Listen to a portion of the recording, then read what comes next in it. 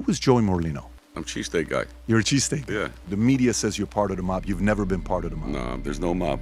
Why do they make documentaries and talk about you? That's what the media does. Like Trump says, fake news. So rumor has it, he was going to be the face, and behind closed doors, you were the puppet master kind of making the decisions. Well, so what? The guy's a nut. He was a salesman. He was a good bullshit. Ralph. Yeah, he's a habitual liar. If I know a guy's a rat and I hang with him, I'm a rat. They all change their lives when they go to jail. And these people are sick. But again, Joey, somebody may say, you took out 7 people. No, as I well. didn't. I never killed nobody. You I never killed nobody? No, never. You've never killed nobody? No, I was never found guilty of nothing. You beat 3 RICO cases. I still don't know what RICO is. They named me after Tang guy. Who the is RICO? They killed your friend and you guys don't retaliate? Nope. How do you become that noble? It's just the way I am. What is it with you not liking Pat's cheesesteak? He's the one that started with us. What happened? We buried him. Is this a real war? Because the people outside of Philly don't know how important this is. Political. We didn't go after none of them. They with us. They invented the cheesesteak. That's what I hear. No, he did. I said, yeah, you invented it. We perfected it. And we heard his business. He used to have lines to block loan. We got the lines. We buried him.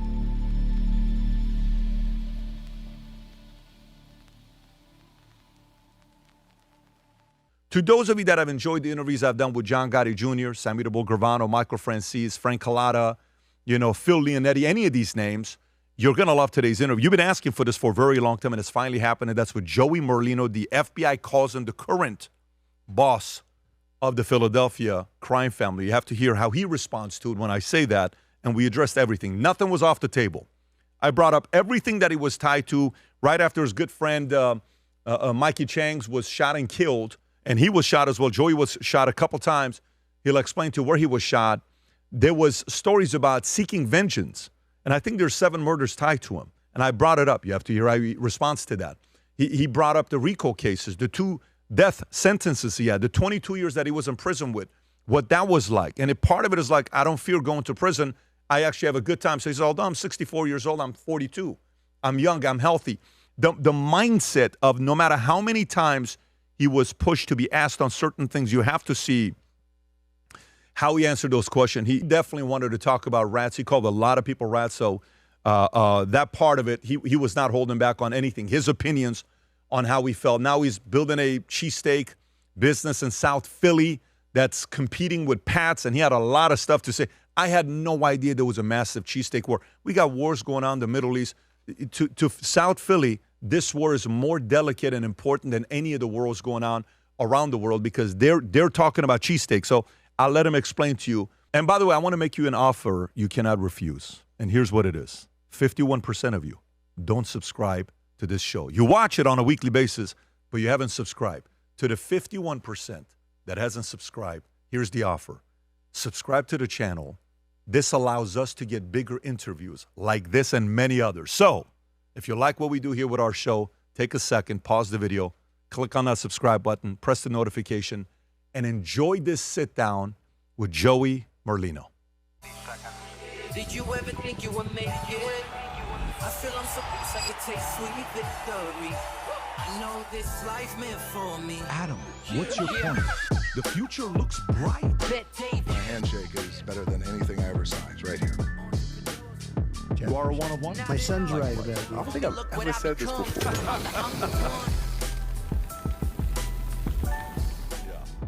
So, very rarely do I bring a neighbor of mine on the podcast, right? I mean, to me, you're a neighbor, right? My neighbor. We live down the street from each other. Down the street. To the northeast of the people that know the racetracks, you were a winning jockey back in the days. 3 years, 41 races, right? To the Fed, they claim you're still the, boss of the Philadelphia crime family. I mean, that's what they say. That you've been one for many, many years. As you know, I've sat with Ralph Natali, whom you and him spent time in prison together. I've talked to Leonetti. I think I even had Michael McGowan on, which, by the way, all 3 of them, Michael McGowan was the Fed who was in the Mob Wars documentary, which I don't know if you've seen the documentary or not. You don't? You've seen it. You don't know Michael McGowan? No, I never met him. So FBI thinks that's who you are. To Philly, you have the best cheesesteak, maybe better than Pat's. We got the best cheesesteak. Yeah, that's what I hear. In the city. And to YouTube, you got a podcast called the Skinny with Joey Merlino. So to me, with you is I've watched every clip I can get my hands on to see what you're going to say, what you're not going to say. I know your history. I've got friends I spoke to from Philly. One of them is he lived on, is it 2J2? He calls it 2J2. We'll talk about the, what areas, Jackson and 22nd Street. Yeah, 22nd. Yeah, so he had a lot of good things to say about you growing up. But I want to know this from you. Who was Joey Merlino? If the average guy wants to know who's Joey Merlino, what would you say? I'm a cheesesteak guy. You're a cheesesteak. Yeah, I'm for the people. I'm a no mob. Not a, listen, that's those movies. That's what they, that's what the media does. The media does it. So the media says you're part of the mob. You've never been part of the mob. No, I'm a nothing. No. No. So why do they make documentaries and talk about you? Why do they, write books about you? Why do they, in all these shows talk about, the boss, previously with Natalie, previously with all these, why do they talk about you all the time? Natalie's the biggest liar ever. That's why I got mad at you, because you had him on the show. I had him on the show. He got very mad at me. Yeah. Yeah. He's a habitual liar. He was a habitual drug dealer. The only way he'd get out of jail is because of me. That's it. He would have died in jail. He got his whole family involved with drugs. He got his son-in-law involved with drugs. The guy who married his daughter.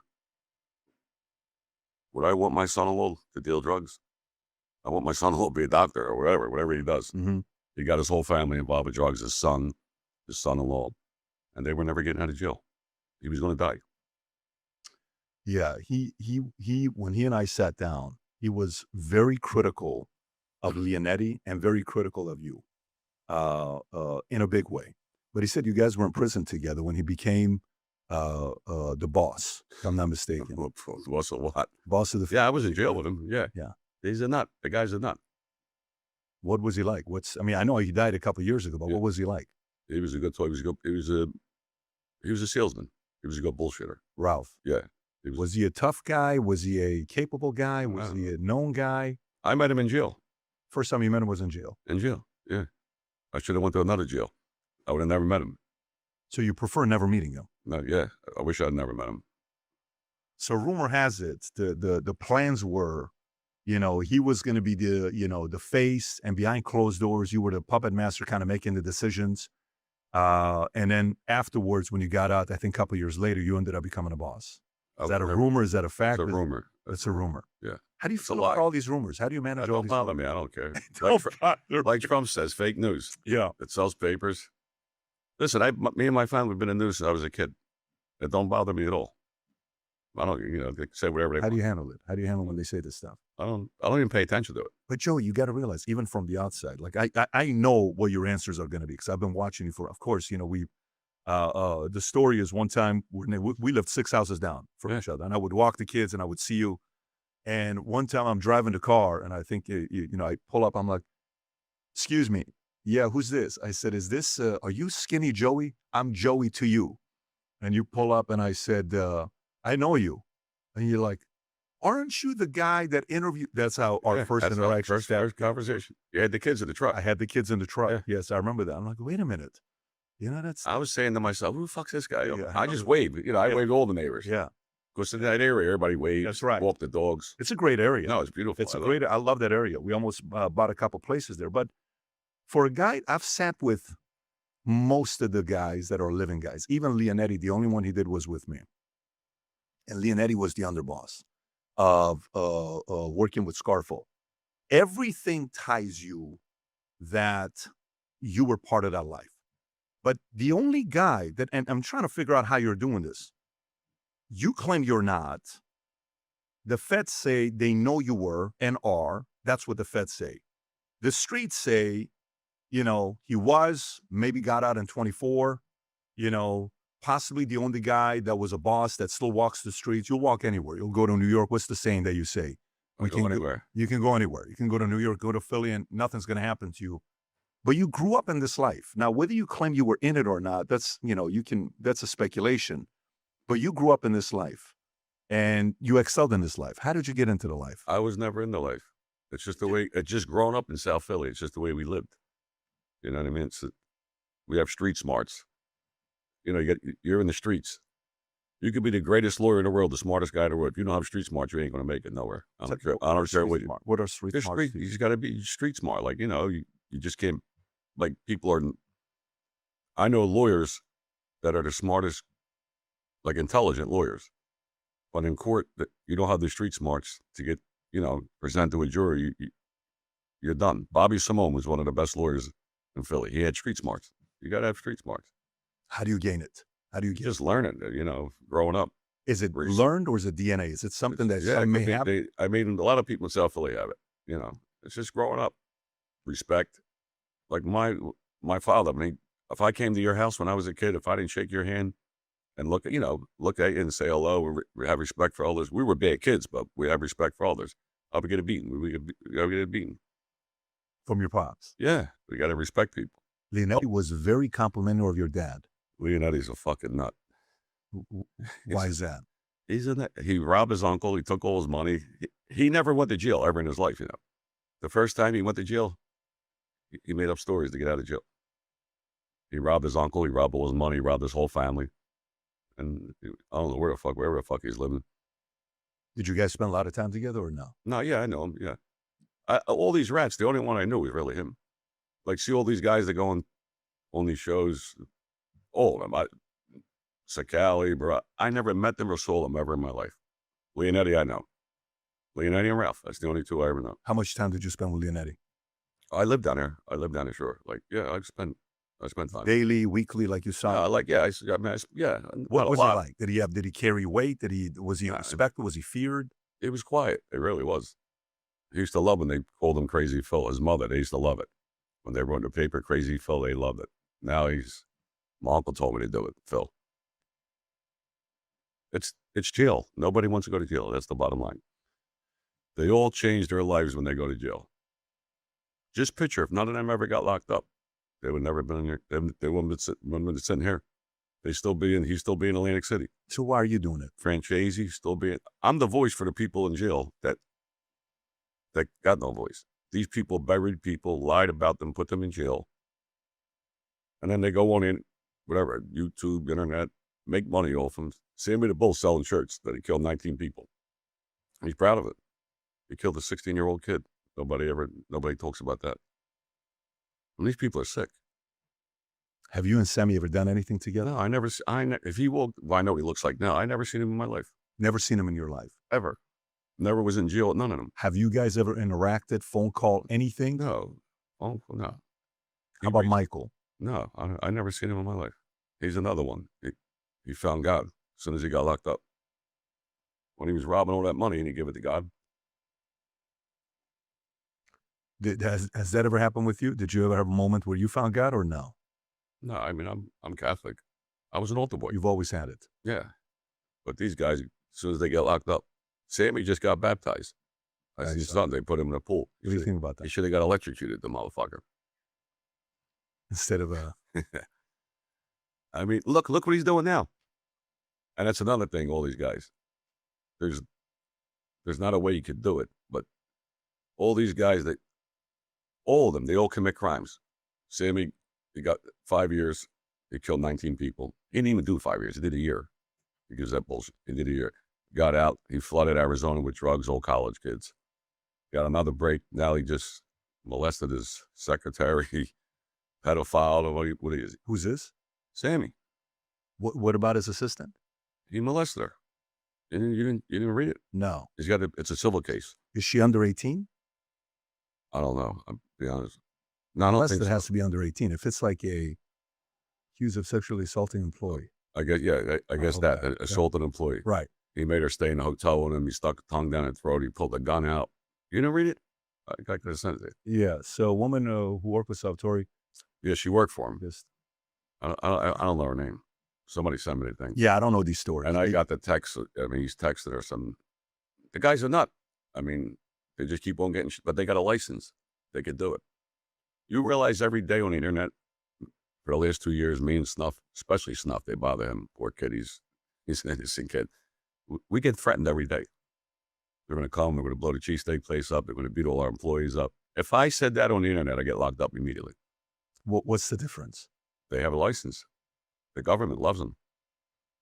And the government doesn't love you. No, they hate me. Why is that? I guess because I'm Italian. I don't know. You think What's it's my just name? 'cause you're Italian? Yeah. If my name was Joe Blow, I wouldn't never even got locked up this many times. I went to jail for making a bet.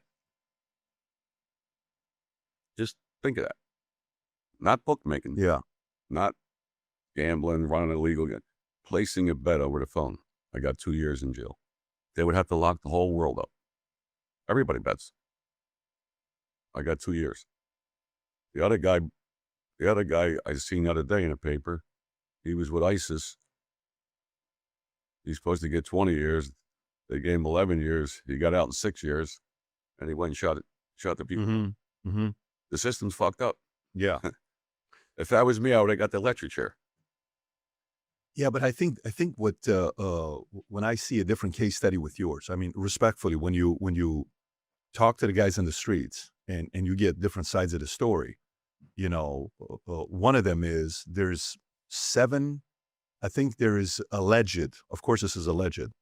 7 hits that you have, alleged. 7 people you took out. That's what the street talks about. I was acquitted of every one of them. Right, I understand that, but there's 7 of them that they allege that you did that because they said, you know, one thing about Joey that you get respect from your peers is he was not only tough, he was capable. Some are capable but not tough. Some are tough but not capable. Joey was both, meaning you didn't. If you wanted to get somebody, you know, job done, you went and did it yourself. You're like, hey, Bobby, you go do it. Hey, Jack, you go do it. You went and got and did it yourself. This is the rumors. That's the rumor. Right. I never killed nobody. You never killed nobody. No, never. You've never killed nobody. No. Okay. You beat 3 RICO cases, right? If I'm not mistaken. Maybe 4. 3 or 4? I still don't know what RICO is. Just I don't know what. I had 3 fucking cases. They named it after Italian guy. They named it after the Italian guy. Rico. Rico. Who the fuck's Rico? He keeps getting beaten up. Apparently, if it's so 3 or 4 times. The 7 alleged murders that you're saying you got acquitted on. So to me, when I met with Sonny Francis, and I don't know what thoughts you have about Sonny. When I met with Sonny, 3 or 4, Sonny or Michael? not Michael, Sonny. Oh, all right. Sonny, the father. Sonny did, I don't know what his time is. I think He did 52, 53 years. 60 years, 50 Yeah, years. 60 years. Did a lot of time. He did a lot of time. What do you think about Sonny? Listen, the guy was a great guy. He did his time, kept his mouth shut. But when his son put people in jail, if you condone a rat, if I know the way I lived, the way I was brought up, if I know a guy's a rat and I hang with him, I'm a rat. It's simple as that. I got an uncle that ratted. I never talked to him again, ever. Disowned him. My family disowned him. Is this the uncle that just recently died? Lawrence, he died. He died when I was in jail. When I got pinched. Where was I? Passaic County Jail. I had a murder case in Rico in Philly. One of the murders was Sedano. I beat it.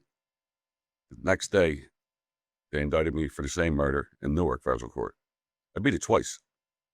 24 people found me not guilty. 2 jurors. And I was in the county jail, and I called my cousin Ken, which is his daughter. And she said to me, I think it was my mother called me. She said, you got to call Kim. It's important. So I called her. What happened? She said, my father died. I said, good. Your father died? Good. And they didn't talk. That's what they told me. They never talked to him. I don't think they did. I really don't. And she said, what should we do? I said, what day's trash day? She said, Thursday. I said, throw them in the fucking trash. Stop. And that was it. And then they never talked. Then they stopped talking to me. They So stopped talking. They stopped talking. So I never talked to my uncle. I never, you know what I mean? If you know somebody hurt people and lied on people and you told them, you're just as bad as them. That's the way I was brought up. And Who taught that to you? that's just the way I live. I'll live until I die. That's South Philly code? It should be every code. I mean, it's just the way we were brought up. So to you, when you think about Sonny, you think of a guy that just because he associated with his son. Yeah. You're not supposed to talk to him. I You- mean, it's a son. unless he got senile. So you're saying even if he goes and meets with his son, you're breaking the code because you're meeting with Wait, somebody that spoke to the feds? I'm talking about no code. It's just the way I live.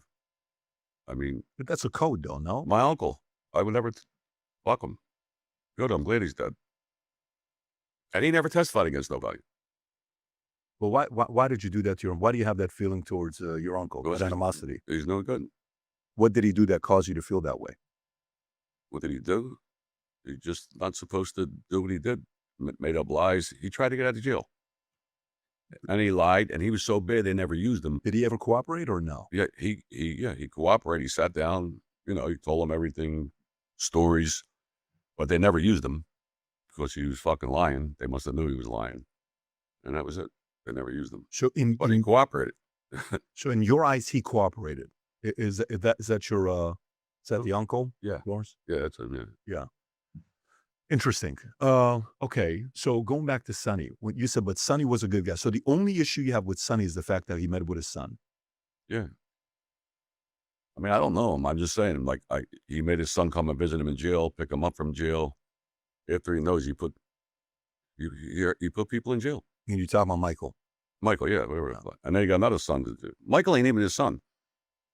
Right. That's a story that's been discussed many times that Michael doesn't want to talk about. But yeah, and his other son, he had some issues that things that took place with him. But with Sonny, to me, when it comes down to Sonny, Sonny was one of those guys that one time I went to New York. We're with him.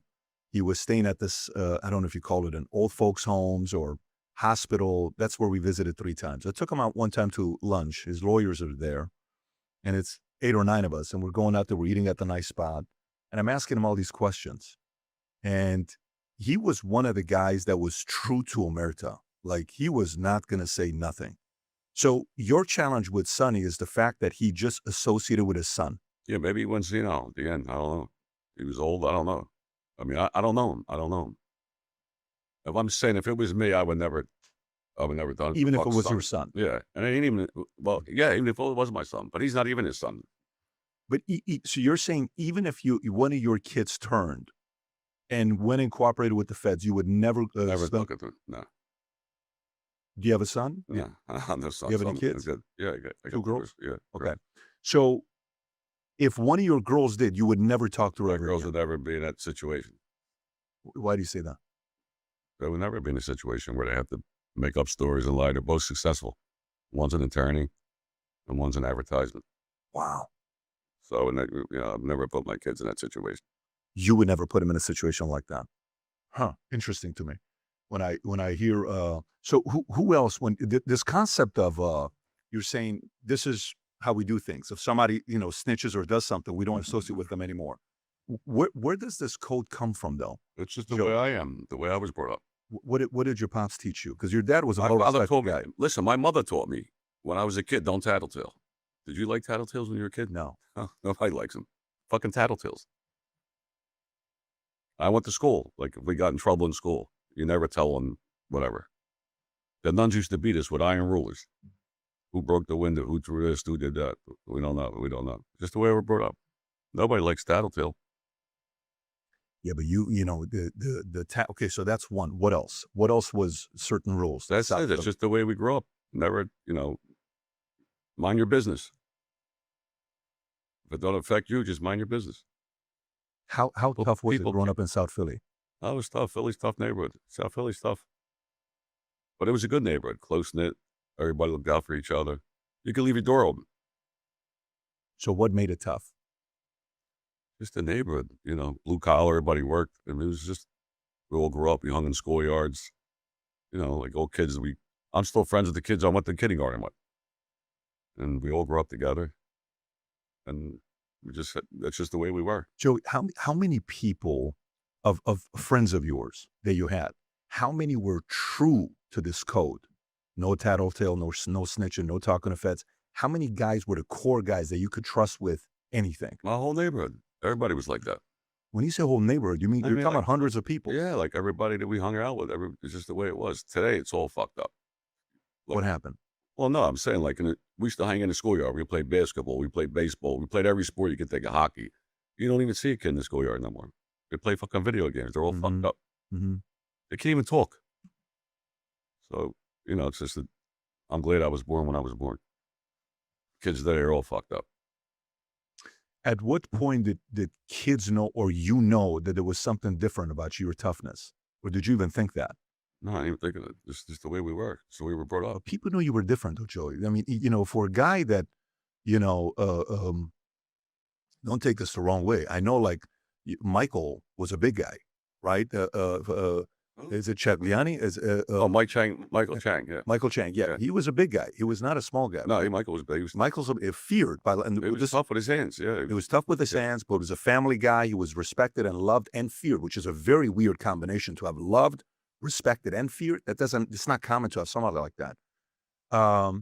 And when they took out Michael, this was apparently your best friend. This was My guy, yeah. their friend. Best friend. When they took him out,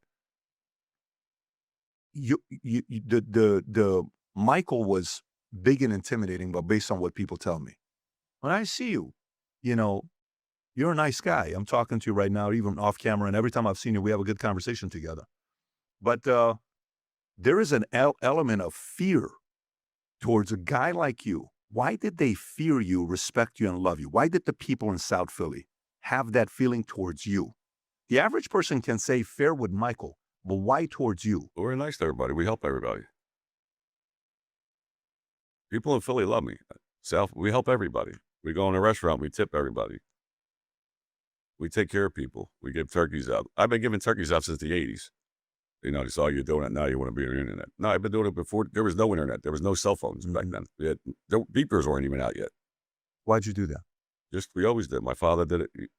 We're the underdogs to help people. So you saw your father do it and you did it. Yeah.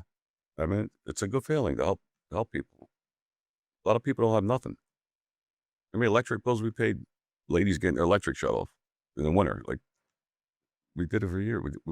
We still do it. Yeah. Yeah. There's I want to get his first name right. I know his last name. Is it Sonny Mazzone? Is it Sonny or is it Stevie? Stevie Mazzone. Yeah. Stevie Mazzone. He had this shop by this arcade store, and he would do embroidery for jackets. Yeah. Okay, I don't know if you remember this or I not. don't remember. It says 88, 87, 88, Yeah. 89. And one day, one of my friends who is from 2J2, which is 22nd and Jackson, and he goes up to Stevie and says, "Hey, I want to get this jacket with the embroidery, Philly for my girlfriend." He said, "Okay, great." So they do it, and he's about to pay him whatever the embroidery is going to be. Stevie says, "What did you get for your mother?" And this fellow says, "Yeah, I got her nothing. I don't have a lot of money this year. I can't do anything about that. But next year I'm going to get her something." He says, "No, I don't want you to do that. I want you to not pay for this embroidery. Take the jacket, but go get your mother a gift." Yeah. That's how These are the types of stories that comes back. No, Steve is a classy guy. We're all like that. That's what we do. I mean, we help everybody in the neighborhood. We did it our whole lives. Everybody likes us. They respect us. They like us. How'd you guys make money? We worked. I worked my whole life. What'd you do? I was a jockey, gambler. I did it all. Jockey, gambler. As a jockey, were you making real money? Like, was there real money in the jockey bit? Yeah. I made money when I was a kid, though. I was fucking 18. 41 races. How did you get into that business? I started out. I'll tell you, I got into it. Salvi Testa took me.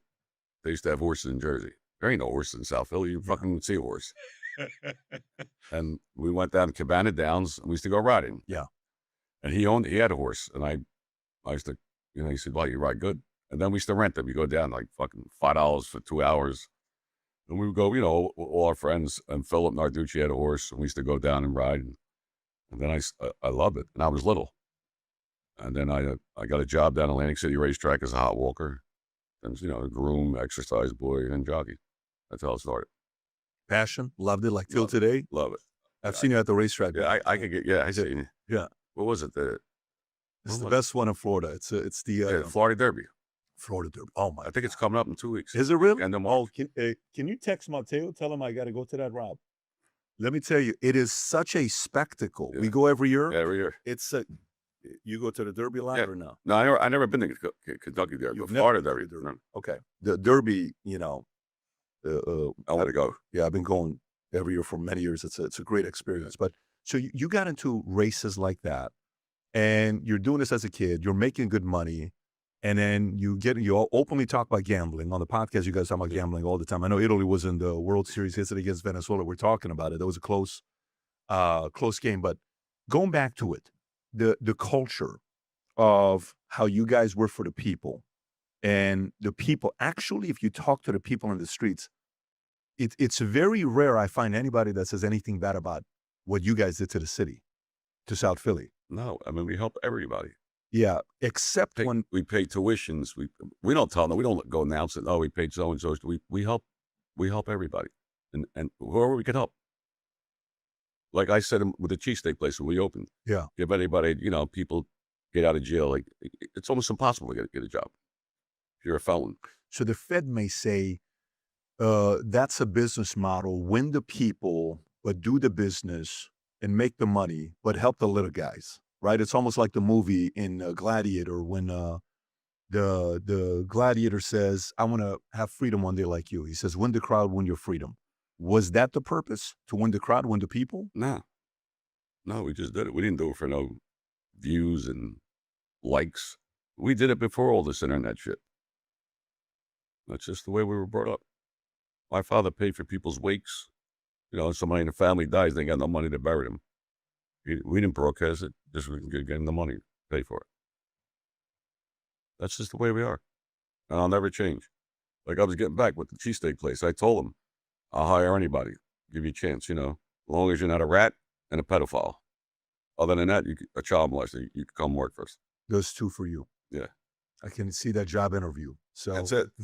Asking a question. Not a rat? Are you a rat or a pedophile? A pedophile. No, Joey. Okay, you're hired. You're on, you're hired. You literally asked that? You say that to people? Yeah.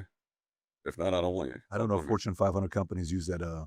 Maybe they should. Yeah, they should. Maybe they should. Who wants pedophiles? Rule number one is... Listen, they should do... You see how they got Megan's Law? Mm-hmm. If you fuck with kids, mm-hmm. you got to let the neighbors know. They should do that with these, like these rats. Like, they should have rat law. Like, would you like to have Sammy the Bull's your neighbor? The truth. If you don't know, like he's on another name because he had a different name. They all get different names. If he was fucking Tony Monero, my neighbor. Tony Monero. You got 4 sons next door. You got 4 kids. You want this fucking nut living next door to you? See, Joey, 19 people. Yeah. Yeah, to me, I get along with everybody. No, I know. I mean, you're in the... I'm just saying a regular person. Yeah, the regular person would say no. How the fuck would you want this motherfucker living next door to you? But again, Joey, somebody may say, you took out 7 people. No, I didn't. I'm not. Allegedly, the numbers, there's... And by the way, I mean, you when we do the interview, you're going to say whatever you're going to say. You're Joey Merlino, but, reputation follows. Like if reputation follows somebody, and if the average person doesn't have a reputation of killing 7 people, that doesn't come accidentally. You know what I'm saying? I was charged, I don't know with how many. Yeah. I got acquitted of every one, found not guilty. I got found not guilty I got charged with the same murder twice. It never happened. Yeah. Ever. Yeah. It was federal court. Philly, I beat it. They charged me the next day in Newark. I went to trial again and beat it. I was never found guilty of nothing. No murders. None. I was acquitted of all of them. What's that mean? I didn't do it. We didn't do it. My friends, we didn't do it. Mm-hmm. Mm-hmm. Yeah, but when I think how close was Michael like a brother to you? Yeah, Michael. Yeah. Okay, so is it true that the war that happened, mob wars that happened in the 80s, whatever the year was, could have been 80s, 90s, when it happened, his brother Joey, who went and sided with Stanfa, who was the boss that they sent from Sicily. He came to try to bring the business back to the old ways of just making money, and that's all they were doing. And Joey, the brother, killed Michael. Is that a true story in your I eyes? have no idea. You have no idea? No idea. Okay. I know me and Michael were walking down the street. A drive-by. I got shot, and he got shot one time and died. You got shot 4 times, or is it you? No, twice in the ass. He shot you twice in the ass. Yeah. That's a tough way to kill somebody. He should have never got hit. Oh, he got hit because he raised his arm? He put his arm up. Oh, got it. If his arm was down, I guess, he was big. He would have made it. It went under here. You're on the Got arm. And it only got shot one time. But you don't know who killed him? No. No idea? No idea. Do you never wanted to seek vengeance and find out who did? No. No. Not at all. Joey. What are you laughing about? You're so funny, Joey. That's the truth. Okay, well, listen, I respect it. I'm trying to see because your birthday just happened, right? You just had a Yeah. birthday a couple days Yeah, ago. 13th. Yeah, happy birthday to you. Thank you. A guy who is feared, loved, and respected has no desire to want to seek vengeance on the guy that killed his best friend, his brother. Mm-mm. How do you become that noble, that peaceful? Peace. That's it. That's just the way I am. No desire to want to have somebody that took it. I mean, this is a code. I don't even know who did it. I mean, everything ties back to his brother that killed Michael, your right-hand guy, your best friend. Right. And you had no desire to want to go back and take that guy out. No. Okay. So obviously the revenge ends up happening. And I think you're at the funeral of Michael, and at the funeral, cameras on you, zooming in on you, and everyone's trying to size you up to say, you know, Stanford's winning, you know, the war, and, you know, these young guys that are coming up, who do they think they are? Joey Merlino's now afraid, and he's afraid of Stanford now, and you zoom in, even closer on your eyes.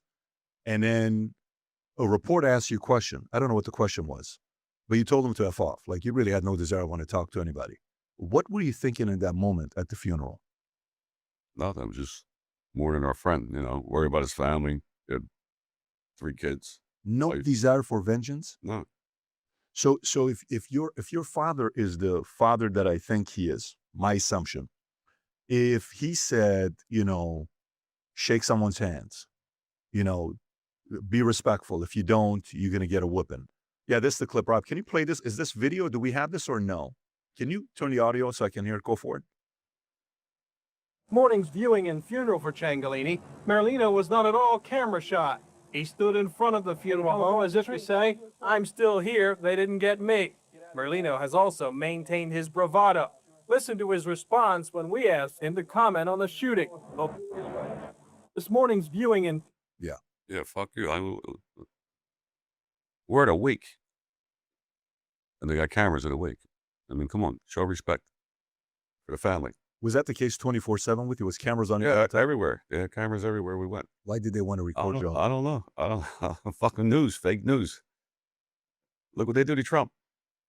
Same shit. So for me, if we go back to, you know, with Pops. But you have to go back to, you're saying about these shootings. We were acquitted. I know you were. But to me, if the DNA of what your father what I'm understanding from the people in South Philly, what the code was, if your father, the profile of your father, I would say, if anybody does anything to your brother, you better make sure you get him by the end of the day. Would that be a right assumption of something your father would tell you? Yeah, I mean, if I'm with I tell anybody that. If I'm with me and you're at a bar and you get in a fight, I'm helping you. They killed your best friend. You're not doing anything? No, we didn't do that. I don't know who killed him. We don't know who killed him. I don't know. Yeah. Who was not Billy VC, because that's the older brother, right? Was it John VC? Am I saying it correctly? Yeah. Who was John VC? I don't know. I know him. How long ago? I seen him 3 times in my life. You've seen him 3 times in your life. Yeah, Was it I know. recent or back in the day? No, back in the day. How tough was he? Was he a tough guy or He was a junkie. he was a junkie? That's what he was. Dope fiend. He never hung with us. We never did drugs. He was younger on it. We didn't know him. I didn't know from the neighborhood. He Was the first- Billy more your age or was Billy was, yeah, maybe my age or a year or 2 younger. did you ever meet Billy or no? Yeah, I know Billy. Was Billy an easygoing guy? Was Yeah, he he was a nice guy. nice guy, not a tough guy, not a street guy? Yeah, no. Yeah. So Billy seemed like he wanted to do the He right was a thing. good athlete. Billy was a good athlete. Yeah, he played basketball. Yeah, he was good. Right. And then Johnny, in this picture, Johnny's the one on the right. Billy's got the tux on. Billy's got the tux on. Yeah. So Johnny goes out there, and I think Johnny allegedly a little bit reckless. He's going out there. He has no problem taking somebody out. I think his mother died at 41 when he was 16 years old, and he never met his father. They were all junkies. Right. And They were dope fiends. both of them, or he No, was? not Billy. He was the mother, the whole family. Oh, the whole family was. Not Billy, though. I don't think Billy was. So Billy was a good kid. Yeah. I think Johnny's still around. So Johnny allegedly got arrested 60 plus times before turning 18. So eventually he gets out. When he gets out, they come up to him, they give him $1,000 to take somebody out, and he goes out for $10,000, and they burn up the car, which the car was a leased car, if I'm not mistaken. And he burns in the car. FBI comes and says, "What are you doing? The license plate is still here." Goes back to the guy that leased the car. They know who it is. They go find him. That's ties to Stanfa. And they're like, "No, you're tied to this." And then eventually, through him, they realize he's going to flip and he's going to go testify against the whole crew, everybody. Johnny was. And then that day, before he was going to do that, they took out his brother, Billy. All this stuff adds up? As all these stories are kind of adding up, or? No, yeah, I know, yeah. Okay. I was in Philly. Yeah. I got charged with it. You got charged with it. Yeah, and got acquitted. And got acquitted. I found not guilty. Of course, Ralph Natale lied. What did Ralph say? Ralph said you were behind it? Yeah, me and my friends, but we got acquitted. He said that after the murder, we had a meeting at my grandmother's house, 927 Jackson. And, you know, the bullshit, the movie shit. He hugged me, kissed me. It sounds good, you know, in court. But come to find out, he didn't realize, and the U.S. attorneys in Philly, they believed anything he said. They never investigated it. This was 1995, I think it was, or 95, 94. That we had a meeting in 927 Jack Street, my grandmother's house. My grandmother sold the house 3 years prior to Chinese people, Asian people. Mm-hmm. It was impossible for us to be in that house. So we subpoenaed, my lawyer went and got the deed to the house, that the house was sold 3 years prior. And we called the Asian guy. I don't even know what the fuck he is. He came on the stand. We had to get a translator. He said, "It's impossible. They were never in my house. I don't even know them. I've never seen them in my life. And they could have never been in my house that day." He lied. The jury acquitted us in 5 minutes. What did Natali say his beef was? You know, when you guys were in prison together, he asked you, "Hey, take care of my family when I'm out." They all got the same story. Every one of them, they must give him a pamphlet when they flip. When you can understand, say this. They didn't give my family. Fuck, I got to give his family money for it. I don't know him.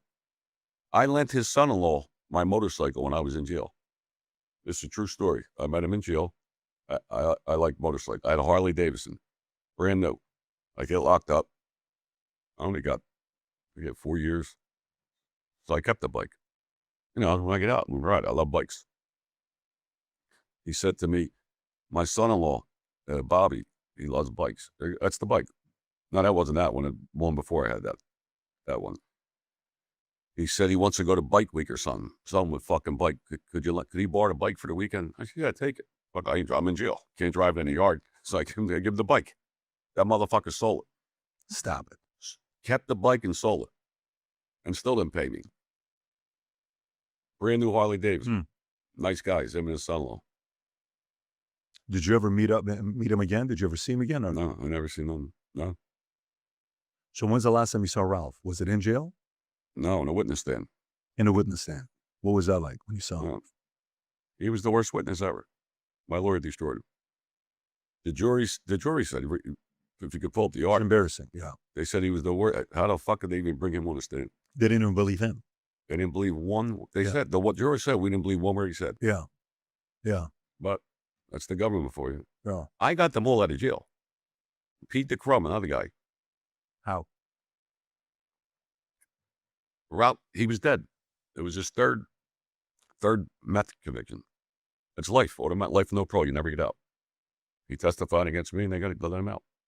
Let his son-in-law out. Pete DeCrum, he was dead. He admitted that he said he don't know how many people he killed. They dug up a social club. There was 3 bodies. He was dead. He was getting, and his son was I didn't know. His son was already in jail. For drugs. Got 14 years with the state in Jersey. He testified against me. They let his son right out, and they let him out. Nice country, right?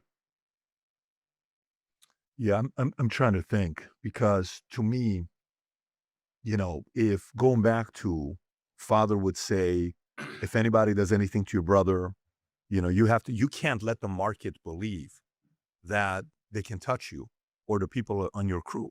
right? I mean, in the street code, even in business. There is no crew. We're just friends. I mean, you just want to make it like it's this, it's that. Oh, I it get sounds that. But good, even to us, like in business, Joey, if in business, there's a quote. I'll read it to you. Maybe you'll like this quote.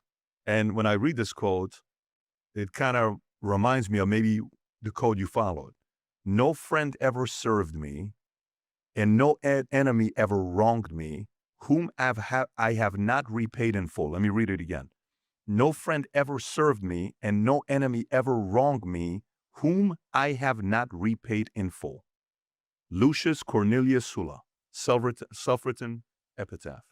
So I see you as one of these guys. I see you as a guy, if he's your friend, he's 100% loyal. I have your back for the rest of your life.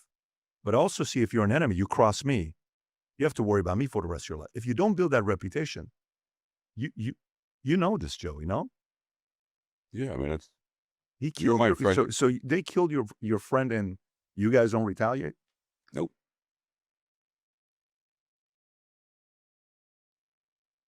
And we got charged with it. And we got acquitted. Yeah. How about Salvi? Salvy's a good man. Everyone says that. No, Salvy's a good guy. Everyone says that. Everyone says Salvi, on one end, he was the guy that would grab the, if somebody went to the market, he would grab all the groceries and walk across and help you out. And Yeah, we all did. Everybody in there. Yeah. I was the neighbor. That's just the way we were. Brought up. but Salvi was also known for being very tough and feared. Salvy was a tough guy. Him and Michael both same level of toughness. Yeah, they were tough. Both tough. Similar profile. Well, big. Yeah, big guys go with their hands. And Salvi was good friends with you as well? Yeah. So Salvi and Michael as friendship, same level. Salvy, when Salvy died, I was in jail when he died. He was in the 80s. He died. I was young when he died. I don't know if he died 84. I was in jail. Why did they call him the prince, the crown prince? How did that nickname come? I think the fucking, what do you call it, gave it to him? The paper, the newspaper. Nobody gave it to him. No, nobody ever called him that. Why did they call him that though? Nobody in Philly ever called him that. Like nobody ever called me Skinny Joey, ever. You know, I got that name from the cops. I had a cousin, Margo Lawrence's son. He was Joey, and I was Joe. Same name, Merlino. Mhm. He was fat, and I was skinny. So they used to, the truth. So when they used to follow us, That's the skinny one. they say the skinny one. Got it. Nobody ever called me Wow. Skinny Joey my whole Yeah. life. And nobody never called Salvy. I never heard the Prince. I mean, from the paper, but nobody ever called him that. I can't see the mob calling anybody crown. No, I never heard it. I mean, until it was in the paper. I think the New York Times did an article on the Sun. Yeah. But nobody never called him. Yeah. It's funny that you name your podcast "The Skinny" Yeah. by Joey Merlino. I love that name, by the way. Yeah. So, what was your reaction when he was killed? I was away. He was a good man. Salvy was a good man. Great guy. Similar profiles with him and Michael, meaning the same, feared, respected, and loved. Whatever, yeah. They were tough. They were a good fighter. You know what I mean? They could fight. They were big. They know how to use their hands. You know what I mean? They're tough. Did you go to school with them? Like, did you? No, Salvy was older than me. Salvi was older than you. Yeah, I think Salvy was he's like 6, 7 years older. Did you respect him? Was he like an older brother? Yeah, he was older. Yeah, he was. You know, when you're 16 and somebody's 24, it's like Massive. It's like It's a big wow, difference. yeah, Yeah. I mean, But he was cordial, respectful to everybody. respectful gentleman, good man. And so who would test them? Like when you build a reputation of tough guy, how does that happen? It's just guys test him and then people find that he can knock him out and then boom, Yeah, a reputation is built. You know, it's different when you're younger. You're in a bar, people drinking, getting a fight, you crack the guy, whatever. You know, that's how it was. Nothing like he was not like a guy that's golden gloves, that's trained. No. But they went in the gym, like, you know, he was good. Know how to Good with his hands, yeah. Him, Michael, they were good with their hands. I'm just wondering, the idea of if somebody crosses, you have to make sure the other side doesn't think they can do that again and again and again to you. Because if the market believes, and by the way, again, the stories, you're going to say allegedly, Stanfa, who was an OG Sicilian guy, went against you and you beat him. That was like the biggest underdog. Nobody ever thought that would happen, where the guys who are from Sicily, the OG guys came in trying to put the fear of death in you, and you didn't flinch. You're just dying to get me to talk about this stuff. No, I'm just telling. I had nothing to do with none of that. Whether you believe me or not, I'm telling you, it had nothing to do with it. Yeah. Whatever we were charged with in court, None of it. we got charged with a lot of it. We got acquitted of everything, me and my friends. This is America. If you're acquitted, I got found not guilty. And that's it. If I was to ask you, what 5 values do you value the most? Like if I'm one of your brothers, I'm one of your friends, 30 years we've been together. What's the most likelihood that these 3, 4, 5 qualities we all have? I know one of them is no tattletale, no snitching. Yes. What else would you say? Help everybody, loyal. Don't be jealous. Don't be jealous. Jealousy is worse than cancer. Really? Tell me about don't be jealous. Don't be jealous of nobody. If you got 100 billion, God bless you. I would make 200 billion. A lot of people are jealous. So in that life, what does jealousy do? And any life has nothing to do with that life. Every day, people are jealous. How many people are jealous of you? Believe me. Oh, And they'll shake your hand. I wish you the best. God bless you. As soon as you walk away, they hope you fucking die. Your building burns down. Your car blows up. how do you find it? How do you know what you're at? How do you figure out just who they are? It's hard to figure out. You know what I mean? But it's jealousy bad. You've been in a lot of meetings. You've sat down with a lot of different people. You grew up in South Philly, so you have to size people up fairly quickly. How do you size them up? You feel it. I mean, believe me, I was wrong a lot too. I was wrong a lot. You know, but jealousy bad. Yeah, Robert Greene. I don't know if you know who he is. He wrote the book called 40 Laws of Power. Yeah. You ever heard of him? Yeah, I heard the book. Yeah. So he's a friend, and he said one time, if you really want to know how your friends feel or somebody feels in front of them, share a setback or loss and just watch their body language. If you watch them closely, you'll see a smile that they're kind of happy that you had a setback. Yeah. And he says, share with them a victory. And if you watch them closely, if their face cringes a little bit, you can tell they're not happy you won. Yeah. No, it's true. It's true. People are sick. I don't know what the fuck they're jealous of me for. I don't know. Was there anybody ever you got jealous of or no? No, It's not even everybody well. That's not even a thought you have. No, I'm jealous. No. Is that from mom and dad, or is that just? Yeah, just the way I was brought up. I wish everybody does good. Makes money, successful, health. I don't fucking hate on nobody. They all hate on us though. They hate on me. They just hate. People are sick. You see all these guys on YouTube and talk about, you watch it. I don't know them. I never seen them in my life. And the media is like, opened the cheesesteak place. Mm-hmm. We were starting the renovations. It didn't even start yet. It was an old place. The window was already broke. Somebody threw a bottle in it. They put it on the news. They firebombed the place. They're trying to kill me. It's fucking nuts. But the media loves it. My name's Joey Merlino. Any questions you have on my neck, you want to ask me, I'm an expert in sports, gambling, restaurants. We got the best cheesesteaks in Philly. Anything you want to know about Philly, South Philly, Atlantic City, reach out, and I got you. What is it with you not liking Pat's cheesesteak? I mean, No, he started with us. He said something about you guys. I know him my whole life. What happened? His father Yeah. and my father went to school together. I went to school with him.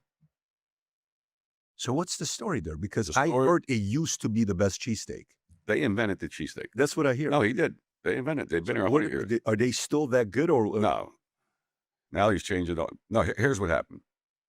I'm going to clarify this because everybody saw you. Please. We're not picking on him. He watched the video, I guess, of that other fucking idiot, Borello, Is it? Gene Borello. Yeah. Borello said in the video that Snuff's a junkie, which Snuff had an addiction problem 10 years ago. He's clean 10 years. Snuff's a good kid. I know him. I grew up with his father.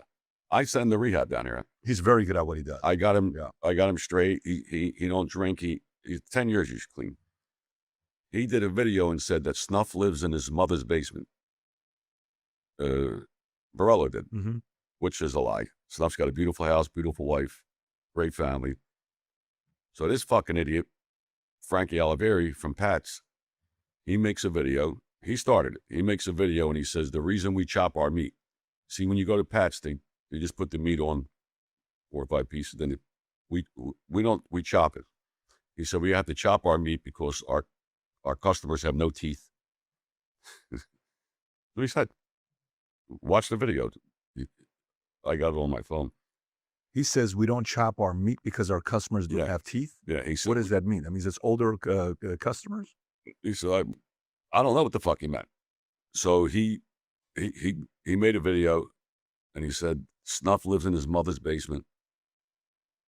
You know, he was paying mouth on Snuff.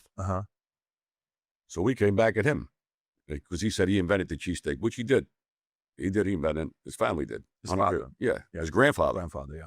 So he did. I said, yeah, you invented it. We perfected it. I said, you know, Ford invented the car, but Rolls Royce is the best car, not a fucking Ford. Got it. And we got the best bread. We took it to the next level. And we hurt his business. We buried him. That bad? Yeah, bad.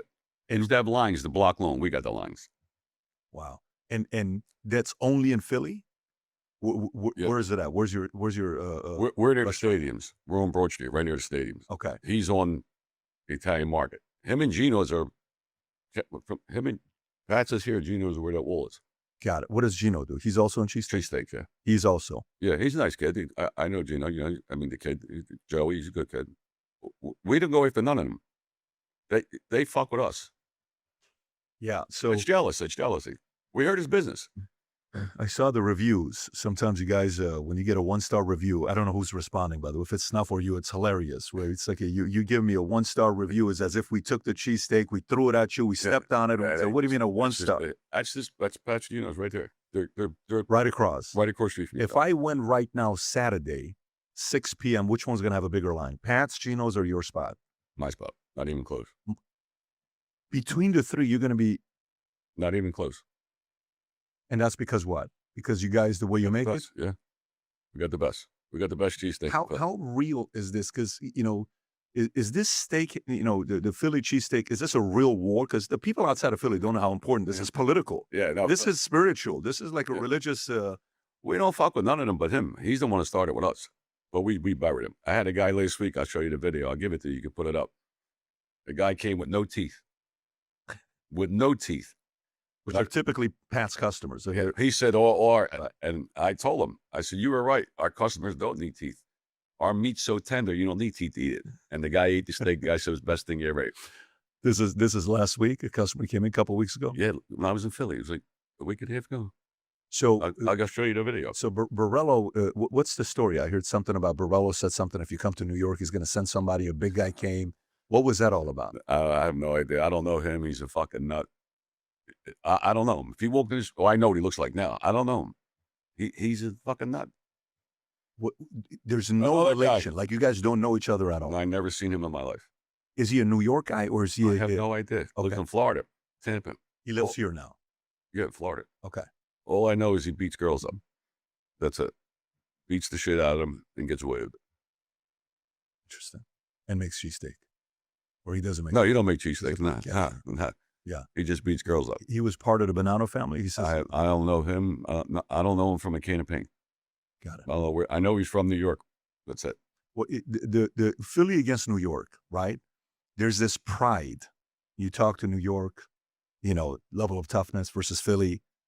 What's the difference? Who's tougher in your opinion between the two? Listen, I mean, I was in jail with guys from New York. They're all good guys. I mean, there's no tougher. A lot of good men, Philly and New York. From New York. And there's a lot of bad guys from Philly and New York. You know what I mean? Who'd you time with? Who were some of the names you did time with that maybe I'd know? No, you wouldn't know them. None of them. None of these rats. None of these rats. You know what's funny? When I was in jail, I was never with Italians. They always shipped me. I got 14 years. They sent me to Beaumont, Texas, USP Beaumont. And a guy used to write me. It was funny. You know, kids from a neighbor write me, you know, hey, you in here with anybody? Any Italians? I said, no, there was no Italians in there. Me. And the kids write me back. He said, it's a shame there's nobody. I said, 11 Italians put me here. 10 of Tangs put me in this fucking jail. All the people testified against me. So don't, I don't go by that Tang shit, this shit. If you're a good guy, you're a good guy.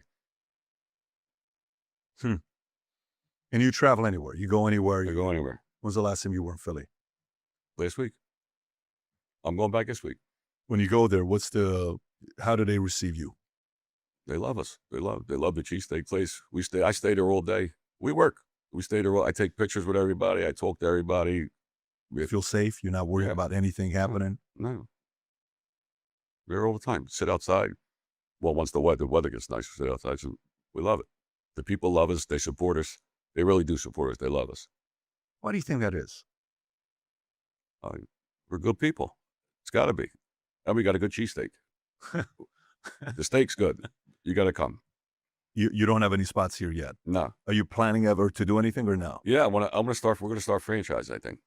We're in a process now. We're opening one in Chichester. That's like half hour from us, different part of Philly. It should be, we're just waiting for the permits. That should be open soon, maybe a couple months. And we're going to go Wildwood. We're going to think about going to Wildwood, New Jersey for the summer. Mm-hmm. It's a nice spot. Yeah. So nothing yet coming down. It's going to be mainly that area is where you're. I looked in Boca. Boca's hard. Like I was telling the guys, everybody in Boca's on Ozempic. They don't eat some Boca. Everybody in Boca's on Ozempic. They're on Ozempic. I'm telling you. So you need an area where. Yeah, we need an area where people are going to eat. Yeah. You guys just got a new mayor, by the way. I don't know if you saw that. You got a new mayor that won by 1 vote. Did you hear about this? Not Lee. Yeah, you got a new Democrat mayor. Andy Thompson is officially declared the new mayor of Boca Raton, and Andy won by 1 vote. I didn't vote. Fuck. Well, that vote would have counted. Look at that. Look at that. That's crazy. How many votes does it say? The recount? Now it's 6. 5 votes. Yeah. So congrats on your new mayor. Yeah. He's the Florida Democratic Party chair and said Thompson's victory in Boca Raton is adding political momentum to Democrats leading up to this year's midterm elections. Were you ever involved politically with different candidates? Were you ever? Nah. I love Trump. They said I fixed the election with Joe Biden. That was bullshit. But the $3 million that you allegedly got paid $3 million to help Joe Biden? Yeah. I can't see you helping Joe Biden. I don't know. Joe doesn't look like your type of a guy. Trump's the best. That picture, they made a big deal about that. When I went golfing. We were in Trump, in Palm Beach. He took a picture with 400 people. Everybody came up. He took a picture. They made a big thing. And that other fucking motherfucker, Jake Tapper, he did a thing that night. For 15 minutes, he talked about me and Trump. Saying what? Saying he's hanging out. My whole record. And the guy was the front page of the Daily News in Philly, the same shit. And I called the next day. I told him, I said, no, I'm going to talk to the guy who wrote the article. He said, the lawyer said, don't curse. So I said, I ain't going to curse. And I told him, my fucking lie. I said, he took pictures of everybody. He didn't know who I was. 100 people went He had no idea who you were. No, 100 people went up to him, took a picture, shook his hand. He did it with everybody. They try to act like, they hate him. They hate him too. Did you ever have any relation with him back in the days? He's not a Philly guy, though. No. I mean, I know of him. You've never met him. Outside of that picture, you guys have never met before. Never. Got it. But they make a big thing about it. Yeah. They hate him. They do the same thing they did to me. They do to him. Yeah. Look, he had more cases than me. He had fucking 90, was it 91, 93? I don't know what the number is. He fucking gets indicted every week. Leave the fucking guy alone. Yeah. But that was the thing at the golf club. I said, he didn't know who the fuck I was. Who told the story about the fact that you got paid $3 million to help Biden out? It came out. Who spread that story? Something in a Buffalo paper, some Buffalo newspaper. Oh, who the fuck? You got paid, they're saying who paid you? Like Biden paid you $3 million? Like they're saying. I went to Philly and made Biden win, and I made $3 million.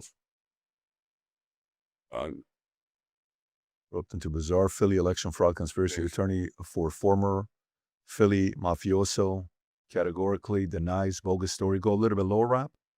This is 5 years ago. Yeah, and then they called my lawyer up. They wanted to talk to my lawyer. But I said, Biden, fuck Biden. The first time, I wasn't allowed to vote. The last election I voted.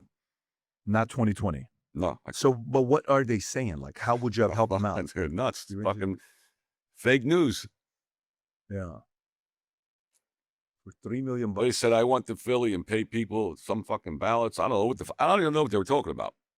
So an associate, Joey Merlino, might just be willing to flip on Joe Biden and the Pennsylvania political operatives who ordered up to 300,000 election ballots marked for Biden. The source alleges that Merlino and the lean team of associates manufactured those ballots at a rate of $10 a ballot at a whopping $3 million for 3 days of work. And meanwhile, I think I was doing parole for betting. I couldn't even travel to Philly. I wish I made $3 million. Trump would have won. If I would have never fuck Biden. I don't want Biden, and he ruined the whole country. What do you think about when Biden won? Did you have an opinion about that when he won in 2020? Yeah, it was rigged. How'd he win? The guy never. Trump was everywhere. He came out 3 times.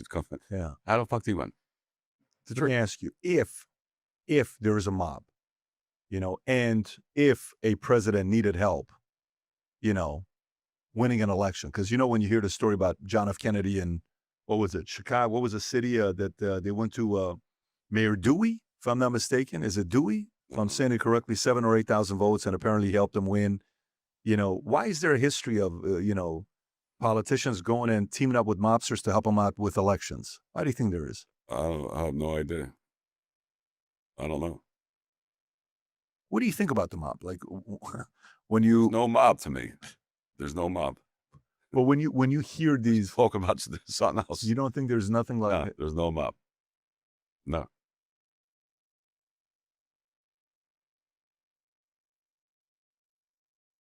The fact that this is, listen, you got to respect it. Yeah, there's no mob. There's no mob. So Godfather, Goodfellas. They're fucking movies. These are all movies. These are all fake, inspired movies. They got UFO shows. They're UFOs? Yeah. So you don't believe UFOs exist? No. So the same way UFOs don't exist, you don't believe the mob exists? Right. So you don't think Scarfo was a boss of the Philadelphia crime family? Who was he? Who's Scarfo to you? Who was he? He was a nice guy. I think he was a good guy. That's it. That's it. You said one time, I like Nicky. He was always on time. He was. That could have a lot of different meanings. So No. He was always, if you had to be there 5 o'clock, he'd be there 4:45. Really? Yeah. That's just the way he was. Well, I think that's disrespectful. If I tell you I'm going to meet you 5 o'clock at night, I come 6. You don't think that's disrespectful? I don't know if I would have seen him as a guy that would show up on time. No, he was on time. Early. Really? Come early, yeah. How much time did you spend with him? A lot. I know him. What was his strength? He was a good man. When I was a kid, he had what the fuck did he have? 86 Eldorado convertible, the big one.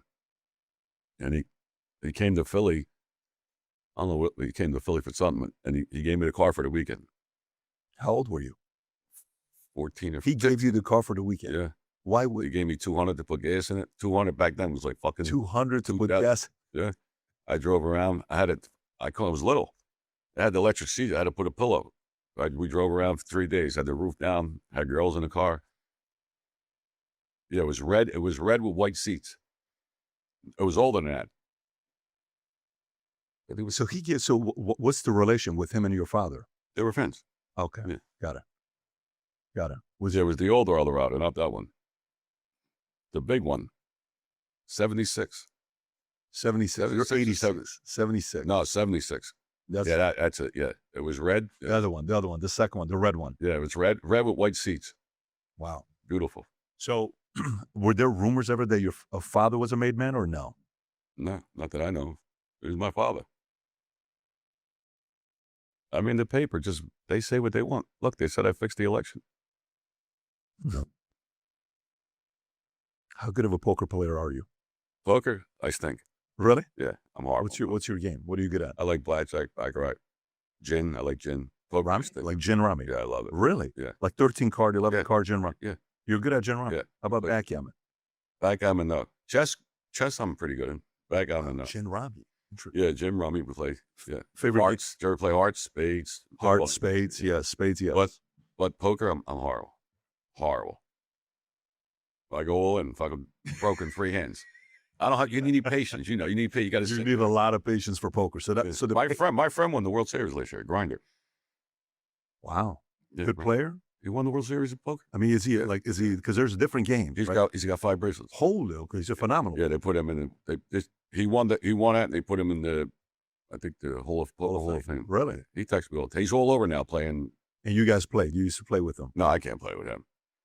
But he's good. He's good. They'll take your money. Yeah. You know, people don't realize you got to have stamina to play that. No question about it. He won it last year. He was. Yeah.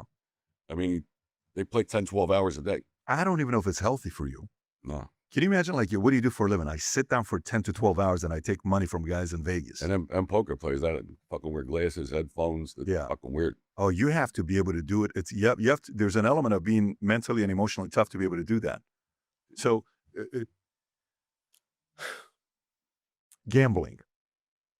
Was it from the beginning that you were interested in it? Because Our whole neighborhood gambling. on what? Any fucking thing. Listen, when I was a kid, my mother, she had like 7, 8 ladies come over to play poker in the house. She was good. Mom was good. Yeah, mom played like all the ladies, they played poker. Right. And they'd be in the house. The fucking ceiling was in the house, fucking row home. They'd all be smoking. And I'd be like, fucking smoke. I was like 8. And they're like, shut the fuck up. You like a girl. It's only smoke. I mean, what shot I have? Fucking gambling, smoking. It's funny when you. But that's how we grew up. Yeah. I mean, that's how we grew up. There was hangouts on every corner. Yeah. All guys playing pinochle, gin, poker. And it's just the way we grew up. Yeah, I grew up in a family that they would, the whole smoking thing you're talking about, I totally relate. And you're around 6, 7, 8 years old, it smelled, you just can't even breathe. 20 people in the house, they're playing gin Rami. Our house was a Rami house. Everybody would play Rami. Yeah. Nonstop. I mean, So then for you, it stuck with you. stock. Even like they have football pools. You pick 4 teams, $1, you win $10. My friend Donnie lived across the street. His family were close. His father, I hit a pool, my first one I played. $10. That was football, yeah. But I mean, that's just the way we started. What's the craziest thing you ever bet on? I mean, I've been on fights, nothing crazy. Fights, horses, football, baseball, basketball, hockey, soccer. So did you follow the story with Chauncey Billups saying the mob, came in, NBA, a lot of players were involved. I seen they got locked up. Yeah, What is this? Because I've had Tim Donaghy on as well. He had his old friend, what was his name? Tommy, I think. I don't know what the guy's name was. Was it Tommy? Was he tied to Tim Donaghy? Type in Tim Donaghy and Tommy. I want to say the guy's name was Tommy. Yeah, Tommy. He's from Philly. He told too, the motherfucker. Who? Tim? The ref in the NBA. Yeah, referee. Tim. Yeah, he told too. Did you know him? No, he's from Philly, I think. No, he is from Philly. Yeah. He's for sure from Philly. Yeah, I didn't know him. I was away when that happened. Did you know Jack Batista or no? No, So none of the guys he was tied to you knew. I never seen him. No. So what do you think about? I wish I did know how to get the games from him. He would say it was really 2 free throws, 1 or 2 fouls that could change the game because it was momentum and frustration for the opponent, and he could get them to kind of change the game. But what do you think about the alleged mob ties to the NBA, recent gambling, allegations? Why is it always the mob, though? I mean, I don't get it. The biggest, this FanDuel and this, what the fuck is FanDuel? They got that one. Yeah. If we did what they're doing, we would get, I'd probably get the electric chair. This is going to be the biggest epidemic ever, is this gambling with kids. Listen, you ain't seen nothing yet. Legal gambling. It's worse. Yeah, legal. Well, they call it legal because they got a license. Yeah. They pay the government, so they're good. Mm-hmm. If we do it, we go to jail. They got 12, 13-year-old kids. It's going to be worse than crack. Listen to me. Mark my words. It's 2020. Watch. Another couple of years. Tell me why. Because every kid's gambling. 13, 14 years old. Steal their mother's credit card. Open an account. All you got to do is go on a phone. Know what they're losing? Forget it.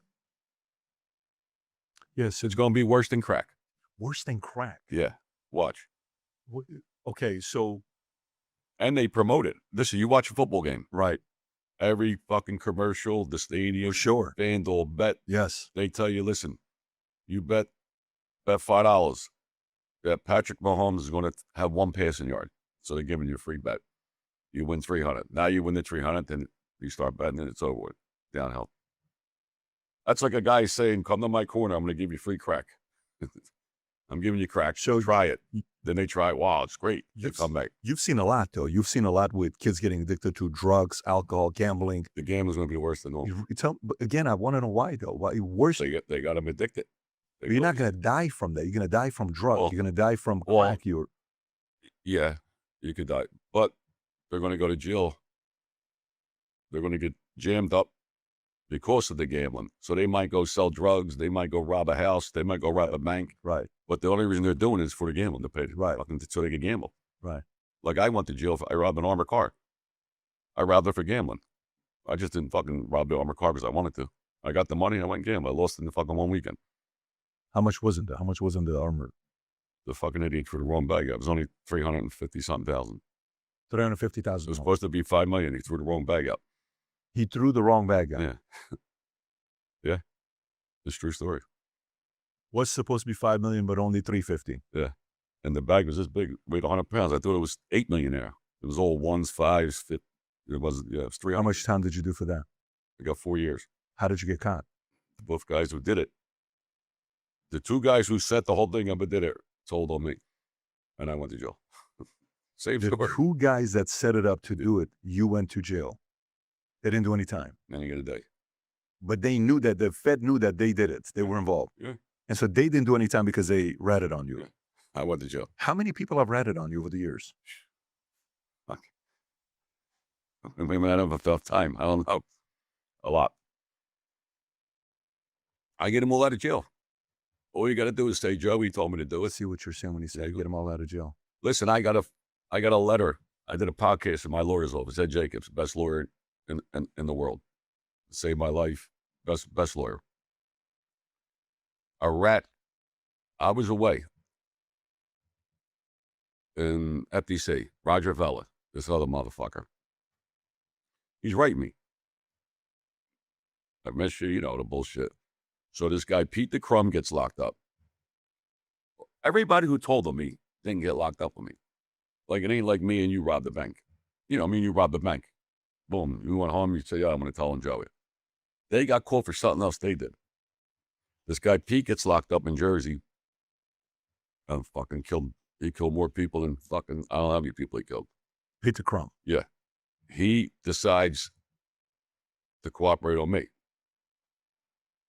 So the kid, Roger Vella, writes me a letter. I'm in jail. I'm in the hole.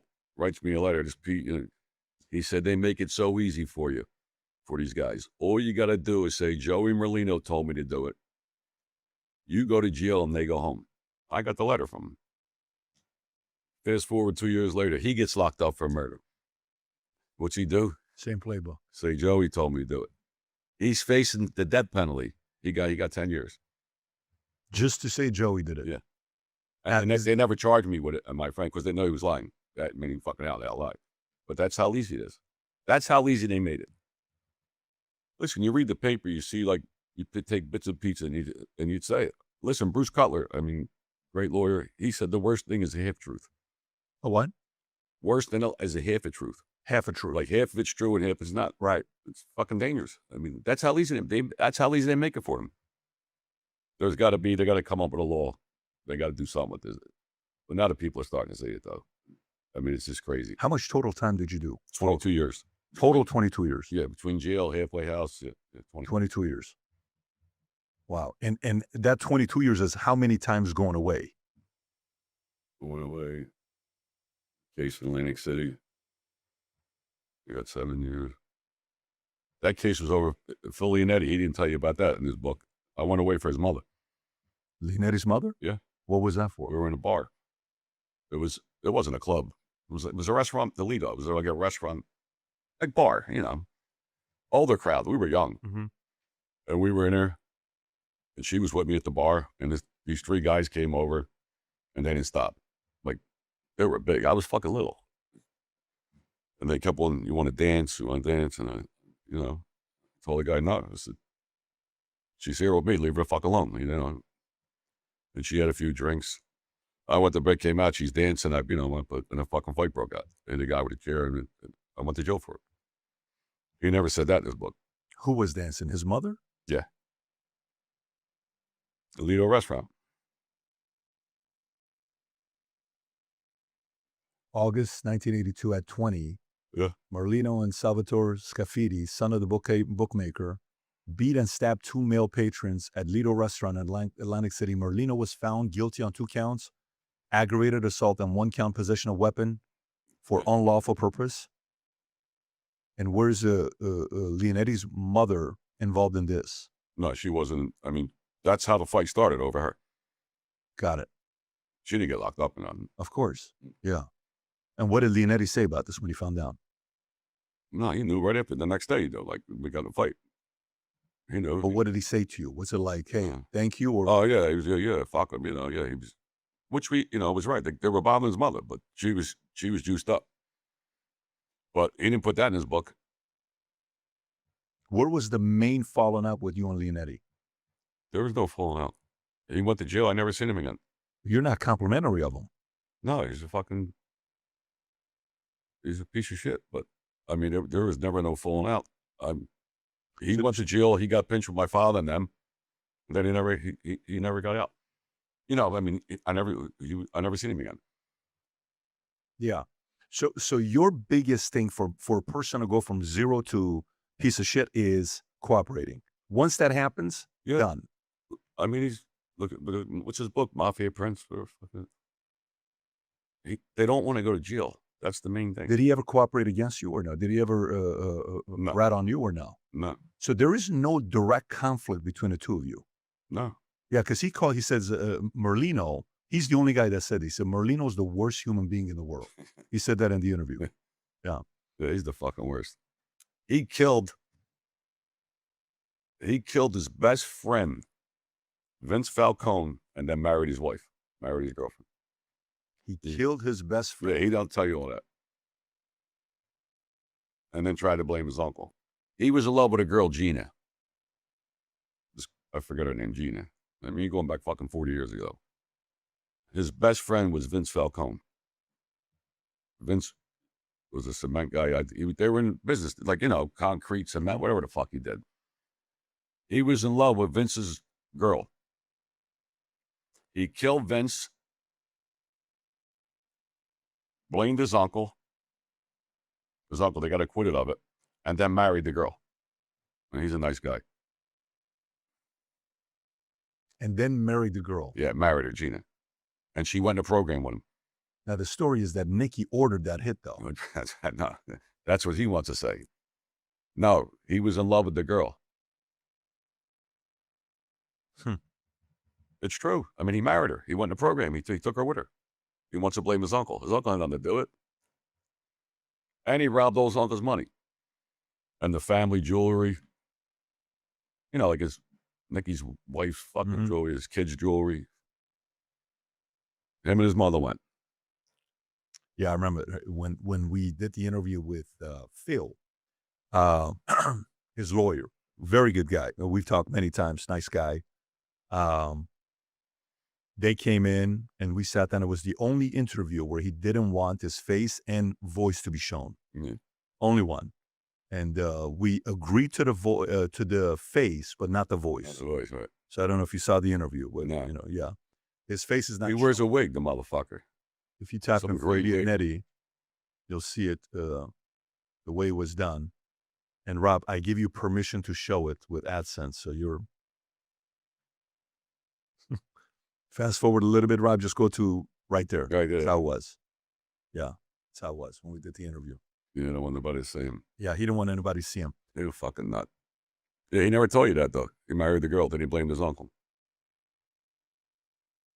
Yeah. They all got the same story. The bottom line is they don't want to go to jail. That's it. As soon as the handcuffs come on, it's over with. But directly, he's never done anything bad to you. No. Directly. But he's a piece of shit. He's a scumbag. Look what he did to his uncle. He robbed his uncle. When you say that, how did he rob him? How did he steal money from his uncle? You're saying Nicky Scarfo. He Yeah, stole money from. before he went in the program. He was in Lewisburg. The mother was living there. He told the mother, get all the money. They robbed it. I guess he knew where his uncle's How much jewelry. money was it? I have no idea. Is it in the millions, like real money? Yeah, a couple of million, they said. I mean, and he took all the money, and then he went. He got out, buried his poor uncle, took the family, whatever, his wife and kids, they took everything. But he blamed his uncle for the murder that he fucking did, and he married the fucking girl. Was Nicky a similar model guy like you, that he never talked to anybody, never met with the feds, never did anything? Was Nicky like that as well? Oh, Nicky, yeah. Scarfo. Never, yeah. Was he locked, like you couldn't get nothing out of him? No, Nicky was a good man. Yeah, he was a man. Who are people you see that way? Not too many today. Would you say John Gotti Sr. was like that? Yeah, John. I mean, I don't know him personally, but he was. You're complimentary of him, Yeah, John Gotti. yeah. Okay. Yeah, 100%. You guys never met him. You guys never No. you never did anything together. No, Did you ever meet a Frank Collada or no?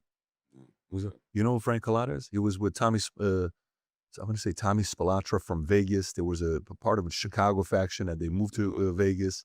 So you were purely at that time when you were doing business deals. Are you going anywhere else, or is just purely focused on Philly? No, I lived in Philly. I don't know anything. I don't know none of these guys. Yeah, he was one of the coldest guys I ever interviewed. He died in August 2020. The only informants I knew out of all these guys is Leonetti and Ralph. The only ones you knew were those two. Yeah. Got it. Like all these other guys that are on shows and No. social media that talk about me, I never seen them. Never was in jail with them. Never seen them in a restaurant. Never seen them nowhere. What's the best compliment you ever got? What's the best compliment some of these guys give you? Compliment? Compliment. Keep on doing what you're doing. So that's what people tell me. No, but what I mean is compliment is like, in your eyes, what is the best compliment another man you respect can give you? In your eyes, like what is a compliment that Sonny or Nicky would say about you to say that's a real compliment in your eyes? I don't know. I never thought of it. Is it more loyalty? Is it more,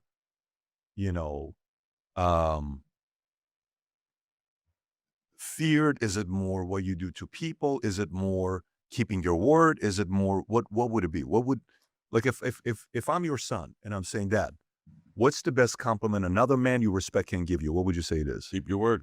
Your word. Keep your word. Your words. That's all you got is your word. Right. I mean, for real. When you were a kid growing up, did you have somebody you looked up to, a role model? You're like, I want to be like this guy when I grow up. Nah. I mean, like the older, like we hung out with kids over the score, like we were like 11, they were like 14. So they were like old head, like the old head, we looked up to them. I mean, just Tough guys. Yeah, tough guys, all good athletes. We played every sport. Played baseball, hockey. I played ice hockey, football. I mean, every sport we played. Who was like a name, like even at that time? Was there anybody you looked up to that ended up being somebody? No. I mean, like athletes we loved, always wanted to be a baseball player. Who was your guy? Football, Zonka for the Dolphins. Zonka? Ira Zonka. Yeah. Really? Yeah. I mean, basketball players. Everybody wanted, like, all the kids want to be like Jordan, you know what I mean? Like, just like shit like that. Who was baseball for you? I mean, you said football, but I thought you were saying something about baseball. Yeah, we had, 80s, Mike Schmidt. Mike Schmidt. Wow. Makes sense. Yeah, Larry Bower, Got it. So all local. Yeah, all local. Got it. Those local baseball players. Hockey, Bobby Clark. That was my idol. Yeah. Flyers. I was a kid when they won the cup. They won 2 years in a row, I think. Yeah, he was great, Bobby Clark. That was my first jersey, number 16. No, that's not the Bobby Clark. It's a different Bobby Clark. Yeah, That's him. Yeah. Did you play hockey or no? Yeah, ice hockey. Yeah, I played. That was my favorite So you sport. guys play? Really? So today's my favorite sport. Ice hockey. Ice hockey. Who else played ice hockey? All my friends. We all played. We played in Jersey, like we used to play. Yeah, that was my favorite sport. How'd you get introduced to ice hockey? It was right over the bridge. We loved it. We played street hockey, like on, they didn't have rollerblades, and it was roller skates. Then we went to ice skates. Yeah, I love hockey. Greatest sport. You see what they did to the American hockey team? They hate them. They hate them for it. Just because they went to the White House and Yeah, I mean, yeah. what's that girl's name? I hate her, the soccer player. Rapone? Rapone or Rapinoe, what is She it? looks like she's dying. You look at her. She got balls. She got fucking balls. Just look at her. You don't think she's attractive? You don't think she's Attractive. sexy? Because they Motherfucker looks like she's dead. Another 6 months, she'll be dead a year. And she buried the hockey team. yeah. She hates, it was another one. She hates Trump. They hate this country. How do you deal with these guys? I mean, I'm assuming you love America. I love America. Yeah. They hate this How country. do you think they get to the point of hating the country that made them who they are? I don't know. They all complain. They don't want to stand up for the national anthem. Then fucking leave. Go back to where you're from. Yeah. Give all your money back and go back to where you're from. Go play over there. Do you have an opinion on what's going on right now with Iran? Do you see what's going on with Iran, Yeah, with Trump, well, what he's doing? How do you feel about what he's doing? They with did the Iran? right fucking thing. They've been trying to kill us for 47 years. So you're supportive of him doing what he's doing. They're Yeah. killing all the 50-plus guys. Yeah, fuck them. You know, apparently they killed another guy yesterday. Yesterday. Hear about that? Yeah. The chief Intel guy. Yeah, he got it yesterday. Like, that's like the director of their CIA. He was got battled killed yesterday. He told Trump, you won't be around too long. We're coming after you. Yeah. Israel says it killed Iran's top security leader as Tehran targets U.S. embassy in Baghdad. Listen, they've been killing it. Well, fucking Carter, they killed all the Marines. They've been fucking bombing us for fucking years. He gave him the warning. What was it, 8 months ago? That's it. All they had to do was say, we're not nuclear weapons. They don't want to do it. They don't want to do it. Yeah. They don't want to do it. By the way, I'm sure you see the Epstein stuff that's coming up. Yeah. Was there ever somebody who was a pedophile in South Philly? And if yes, how'd you guys deal with them? No, not that we know of. Like, after they might have got locked up and then we never seen them. Anything happened where a guy, 40-year-old guy, raped a 13-year-old girl? Was there any stories like that? You heard of shit, read in the paper. No, not in our neighborhood. No. Not in your neighborhood. No, That was a known. Like, if somebody did, what would have happened? No, beat him the fuck up. They should cut their balls off. Do you think some of that needs to return? Some of that fear in communities to where you can't act like that? Yeah. Look what they do to these kids. They fucking rape you gotta be a sick motherfucker to rape kids. You really do. I agree. They should cut their balls off. There should be a new policy, like in proposed jail, to the president. Yeah. In Cut their jail, balls off. they're so protected in jail, you have no idea. Who, pedophiles? What? Protected? Protected. Now, there's different levels. Like in a penitentiary, they can't come in. There's all different levels. There's USP, penitentiary, that's high. Mm-hmm. Then you got the ABX, that's the supermax. But you got the penitentiaries, then you got medium, they can't go there. Low, they could go. Well, the lows are full of pedophiles. And if you hit one of them, you get 5 years. It's a hate crime.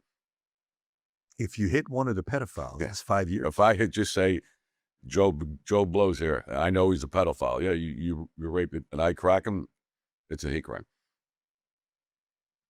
Now, if you crack anybody else, what do you get? Nothing. No, you go to home. So a guy gets in. If you hit a pedophile, you get 5 years. Is this serious, Joey? Swear on my mother. Are you? That's insane. Insane. Yeah, they protect. There's so many of them. See, like years ago, one or two got caught. Now with the internet, I guess they fucking do all this fucking trafficking, whatever the fuck. They lock fucking thousands of them up. There's thousands of them there. Thousands in the jails. Well, what I hear is if you're a pedophile and you rape the kid, you go to jail, they kill you, they destroy you. So those guys were untouchable. No, they're in lows. They can't go to a camp because of safety reasons, so they keep them in lows. I was in Coleman Low. There might be 1,900 inmates. 1,500 are pedophiles. And the other 300 are rats. 1,500 are pedophiles. Yeah, there's a lot of them. And so when a guy comes in and he's a pedophile, and you guys know what happens, like, is it like, don't touch him, don't mess with him? Don't look at them, don't talk to them. Do they come to you, try to talk to you, befriend you? Get the fuck out. Don't sit there. They got one thing about jail. If a guy walks in, just wait 3 days, just watch him. Whatever he is, he'll find his own element. 3 days. 3-4 days. If he's gay, he'll find gays. He'll be sitting with the gays. If he's a pedophile, he'll be sitting with the pedophiles. If he's a rat, he'll be sitting with the rats. If he's a Christian, he'll go with the Christians. If he's a stand-up guy, he'll be the stand-up guy. That's it. It's like an X-ray machine. You see it. It's crazy. No, it's nuts. Wow. So naturally, you're going to gravitate towards your. Find your level. Yeah. Yeah. Were there a lot of gays in prison? A lot undercover. Yeah. But, yeah. Not too many. You know, like not flaming ones, but yeah, there's some, you know. And they find each other. Yeah. They find each other. No, it's not. Did they get their asses handed to them or no? No, I don't leave it up. They don't bother. So if you beat up a pedophile, you get 5 years. You get if you beat up nothing. So you can beat up the. Yeah. Wow, so they don't support. So the jails don't protect. They call it a hate crime. If you hit a pedophile, I am so shocked by this. Yeah. The BOP. This is a law like by the BOP. No, I'm going back. No, I was one list. I was here 2019 when I was away. I don't know if they changed it, but I don't think they did. There's too many of them. There's so many of them. Yeah, they protect you. That's interesting to say in South Philly. When you were there, no stories of pedophilia, no rape, nothing like that. No. Was it just they feared, like, if you're going to do anything, don't do it here? I don't know. I mean, nobody likes pedophiles. I mean, unless it happened and we didn't know, you know what I mean? But I never, not really, like in our neighborhood. Interesting. Epstein, what do you think about the whole Epstein situation? With the stories? Did you ever have any, know anything about him? Did you ever know the name? No, I mean, I heard the name. I read it. Long time ago. Yeah, I don't know him. Okay. What do you think They about tried to what's going on blame with Trump him? with him. The fuck Trump got to do? Bill Clinton was at his house more than him. No, they're all sick. They're all sick fucking people. They all got billions of dollars. They're all sick. They should cut all their balls off. They should fucking for real. It's a lot of balls. Yeah, I mean, but they hit it all. If that was us, or their crimes. Yeah, if that was me, I would have got hung, be dead. That's why I said there's different set of rules for different people. What's the likelihood the feds are watching this podcast? Oh, they're probably watching. You might get indicted with me. Is there any fed? Is there any? Are there any feds that became friends? No, never. Yeah, has anybody tried to like befriend you? Come, hey, Joey, we were bad to you. We were this. We were no, none of them. No. If they tried, you're not. I won't with them. Hey, Joey, let's go have dinner, man. No, I remember 30 years. Never. Nothing. No, never. Who will you not have dinner with? So it's feds. Who else is like a for you? Because you're a black and white guy. Who is somebody that from the previous life? Hey, let's try to rekindle, et cetera. No feds, no rats, no child molesters. I really don't know child molesters, but that's it. Like I said, you want a job at Cheesesteak? As long as you're not a rat and child molester, we'll hire you tomorrow. That's it. But I tell them you got to bring your paperwork because you got to show it. I don't know your case. Yeah. So, by the way, there was a guy that apparently was part of a crew in Philly. Nickname was Gorilla with the pagan. Gorilla. Yeah, I know Gorilla. Gorilla. Yeah. Tough guy. I think apparently one time he got shot 18, 19 times and he still made it. No, I know Gorilla. Yeah. He's old now. I don't. Got to be 70. I mean, he looks like if you pull up that's the one right there, Rob. Stephen Gorilla. If you pull up his picture to see what he looks like, this is not somebody you'll ever forget when you see him. Go to images. Go to the bottom left picture. Bottom left. Yeah, Gorilla. Yeah. Friendly guy. Yeah. So he ran a crew. A couple of the other guys. There was a crew that ran by. I'm trying to see who this was. Anyways, it was an African American, some other gang that were leaders there as well. Allegedly, based on my contacts from Philly, there was a massive mutual respect towards you with them. Why did these other crews respect you the way they did? He's my friend. I mean, I get along good with all of them. They come to Cheesesteak Place. They support us. South Philly, everybody supports everybody, believe it or not. They support everybody. Yeah. They got a lot of good people in South Philly. Is that part of the DNA? If you're South Philly, got to help you win? Yeah, I mean, we look out for each other. Who's known as the most successful guy that came out of South Philly? Is there like a name? Because in Boston, you see how Mark Wahlberg is protective of Boston. Dana White, there's a lot of pride for Boston. Yeah, Boston. Who are the names? Who are the names from South Philly? Ain't too many. South Philly, little fucks from South Philly that made it. Frankie Avalon. Okay. Yeah, Bobby Rydell. The Geeter, Bobby Rydell, the Geeter, Jerry Blavitt. So not a lot of. Yeah, not a lot of. Why is that? Why is that no? Not a. Fuck else. No, I can't think of nobody. I mean, you think of Philly, South Philly, Stallone, Rocky, but he's not from South Philly. He's not from I South. think he's from Philly though, right? Rocky. Where's Stallone from? He's a good guy. He very good. Yeah. Yeah, he's down here as well. Yeah. He bought the house I looked at.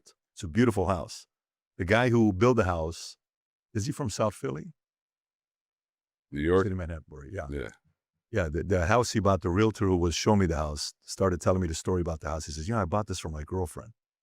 And she was going to take care of my art collection. Very, very good storyteller, the guy was. And then we looked at the house. I'm like, I don't know if we're going to live in Manalapan. It's a great area. Yeah, it's beautiful. But he has a beautiful home. Last thing I'll tell you before I wrap up. Reason why I brought Sonny up to you is the following. Is a good friend of mine who, again, Philly. You got a lot of friends in I Philly. do, man. I do. I just get along. I was in the military. I'm a guy that's been doing business in, every state for the last 25 years, insurance, finance, business. And I like stories. I like hearing people's upbringing and learning about what they're doing. He says, Pat, let me tell you why this is going to be a different interview for you with Joey. He says, I know Joey. He says, I grew up. He says, their crew, Pat, this is the word he used, impenetrable. He says, no one's ever going to say anything. You have to realize, no one's ever going to say anything. He says, you can ask 50 different questions. Joey's not going to tell you nothing. Okay? And he says, everyone's like that. He says, and by the way, this is why we loved him when we lived in South Philly. And he got in a lot of trouble as well. He was part of a couple smaller crews, but a lot of respect for the guys. And the reason why I brought up Sonny is you have no idea how hard I tried to interview Sonny. I'd go visit. He would sit down. We would talk. We would have great conversations. By the way, he was 102, 103 years old. He could still remember things. He would tell the girls at the place, hey, Mary, come here, Mary. Fix my hair. I got to look good for Patrick. Come fix my hair. Grab the comb. Why are you going the other way? I told Sonny, I'm coming, Sonny. And then she would come, grab the comb, fix his hair. And, I'm like, so Sonny, when are we going to sit down so you can tell this story? Patrick, what do you want me to do? The only thing I have is the fact that I never talked. 55 years I did time. You want me to go I said, Sonny, if you don't tell the story, the market's going to tell your story in a way that's their version, not the truth.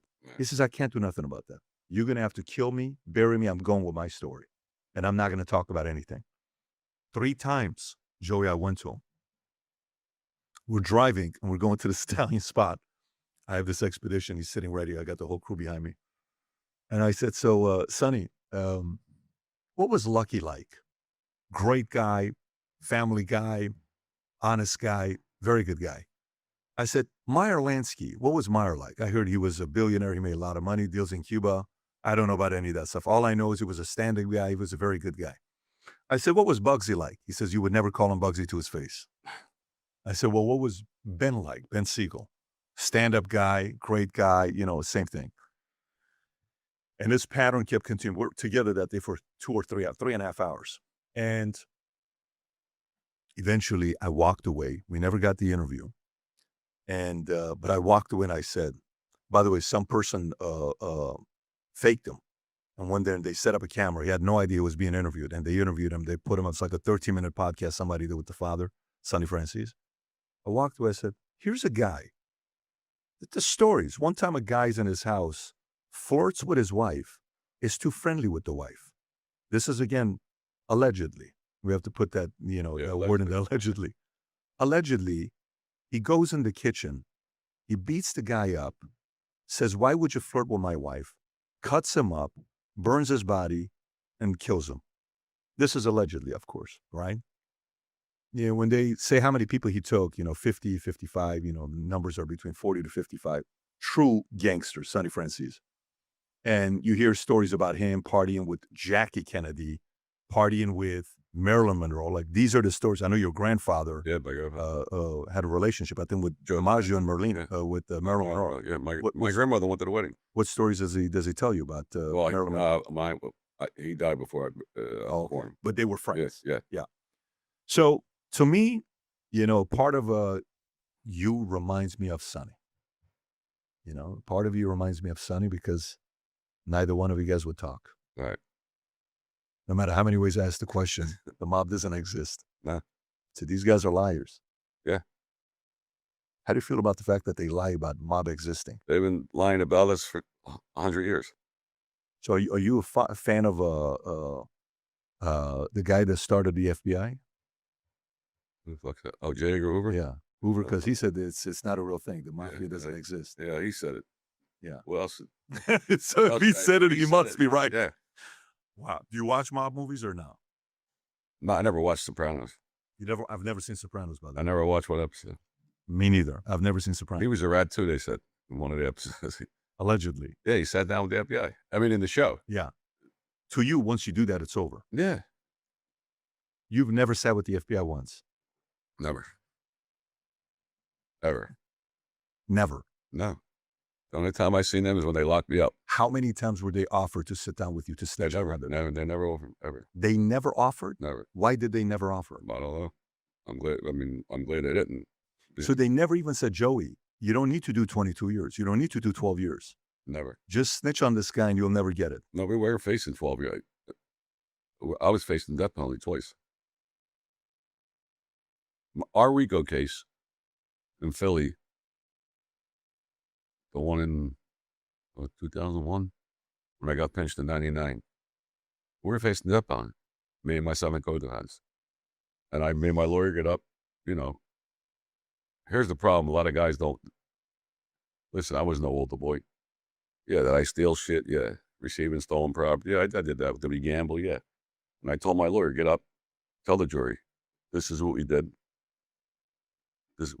We gambled, we received stolen properties, stolen stuff, but all this other stuff we didn't do. And the jury got shot and came back. They acquitted us of everything. And my guidelines for receiving stolen property and gambling, I was supposed to get 50-something months. He gave me 14 years. 50-something months, they give you 14 years. Yeah, it was only receiving stolen property and gambling. Gave me 14 years. Were you ever afraid of going away? No. Was it just kind of like part of the life? You could go. Make the best of it. Work out. Jail saves you, preserves you. In what way? Well, you're in bed by 9 o'clock. You don't drink. You work out all day. You don't smoke. You practice on your gambling, your gym game. You run. You exercise. I'm 64. Minus 22. I'm only 42. You look great, though. Yeah, I'm only 42. Yeah. 62. No, I'm 64. You're 64. You said minus 22, so 42. Yeah. Well, 22 years didn't count, so I'm only 42. What's the future for Joey? What are you excited about? What's the future look like for To you? be the next Jersey Mike's. To be the next Jersey Mike's. Yeah. I saw the video you made about Jersey That Mike's. fucking steak. Do you have that video of Jersey Mike's? Type in Merlino Jersey Mike's. That was that and Pat Steaks is just neck and neck. Gotta see this. That's the one right there. Yeah. Watch this. Turn the audio if you could. There you go, top. There you go. My daughter just door dashed Jersey Mike's cheesesteak. How the fuck are these people in business? Look at this. What the fuck is this? It looks worse than Pat's. Look at it. I don't know how to open the motherfucker. It won't even open. Look. What the fuck is this? I gotta just take one bite and throw it out. I don't want to get. How do you want to get? Oh, get the fuck out. Fucking horrible. Listen, it was theirs. My daughter, we went to Naples. They came down with their fiance, so I said, we are B2B the house. So she's like, Dad, you hungry? I said, I want to order Jersey. I said, Jersey Mike's. She said, yeah, it's all around here. And I think I asked, I said, what about what's the place, the chicken place? Chick-fil-A. Chick-fil-A. They're closed on Sundays or something. Mm-hmm. Yeah. I said, got ordered. They got cheesesteaks. I said, I don't know. I said, no. I said, guess what? Get me one. I want to see. But that's why I want to be the next Jersey Mike's. They sold for $9 billion. You want to build the next Jersey Mike's? Yeah. Skinny Joe was telling me, put them all over. What a story that would be if you pulled that off. I want to sell it for $1 billion, buy a yacht, an island, and that's it. That's how my life's going. That's the dream. Die on a boat. Fuck it. Die on a boat. Yeah. First thing I'm buying is an airplane, though, so I get money. I can't take us fucking to the airport to travel, the fucking TSA. How often do they recognize you, by the way? Oh, they recognize me. They recognize you? Yeah, they recognize me. But now they're on strike. Yeah. Yeah, I'm seeing the... Yeah, the Democrats, they don't want that. They're dying for an attack to happen here. That's what they want. Yeah. You Democrats. think it'll happen?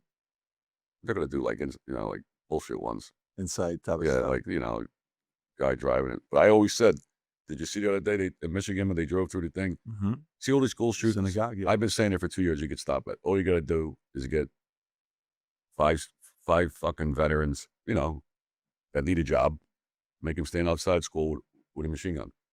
A guy walks up, drop the gun. They don't drop, just kill him. You'll never see nobody else going to school. The guy drove the car through Michigan. They killed him. Mm-hmm. He would have killed all them kids. Yeah, bombs and all. But Mm-hmm.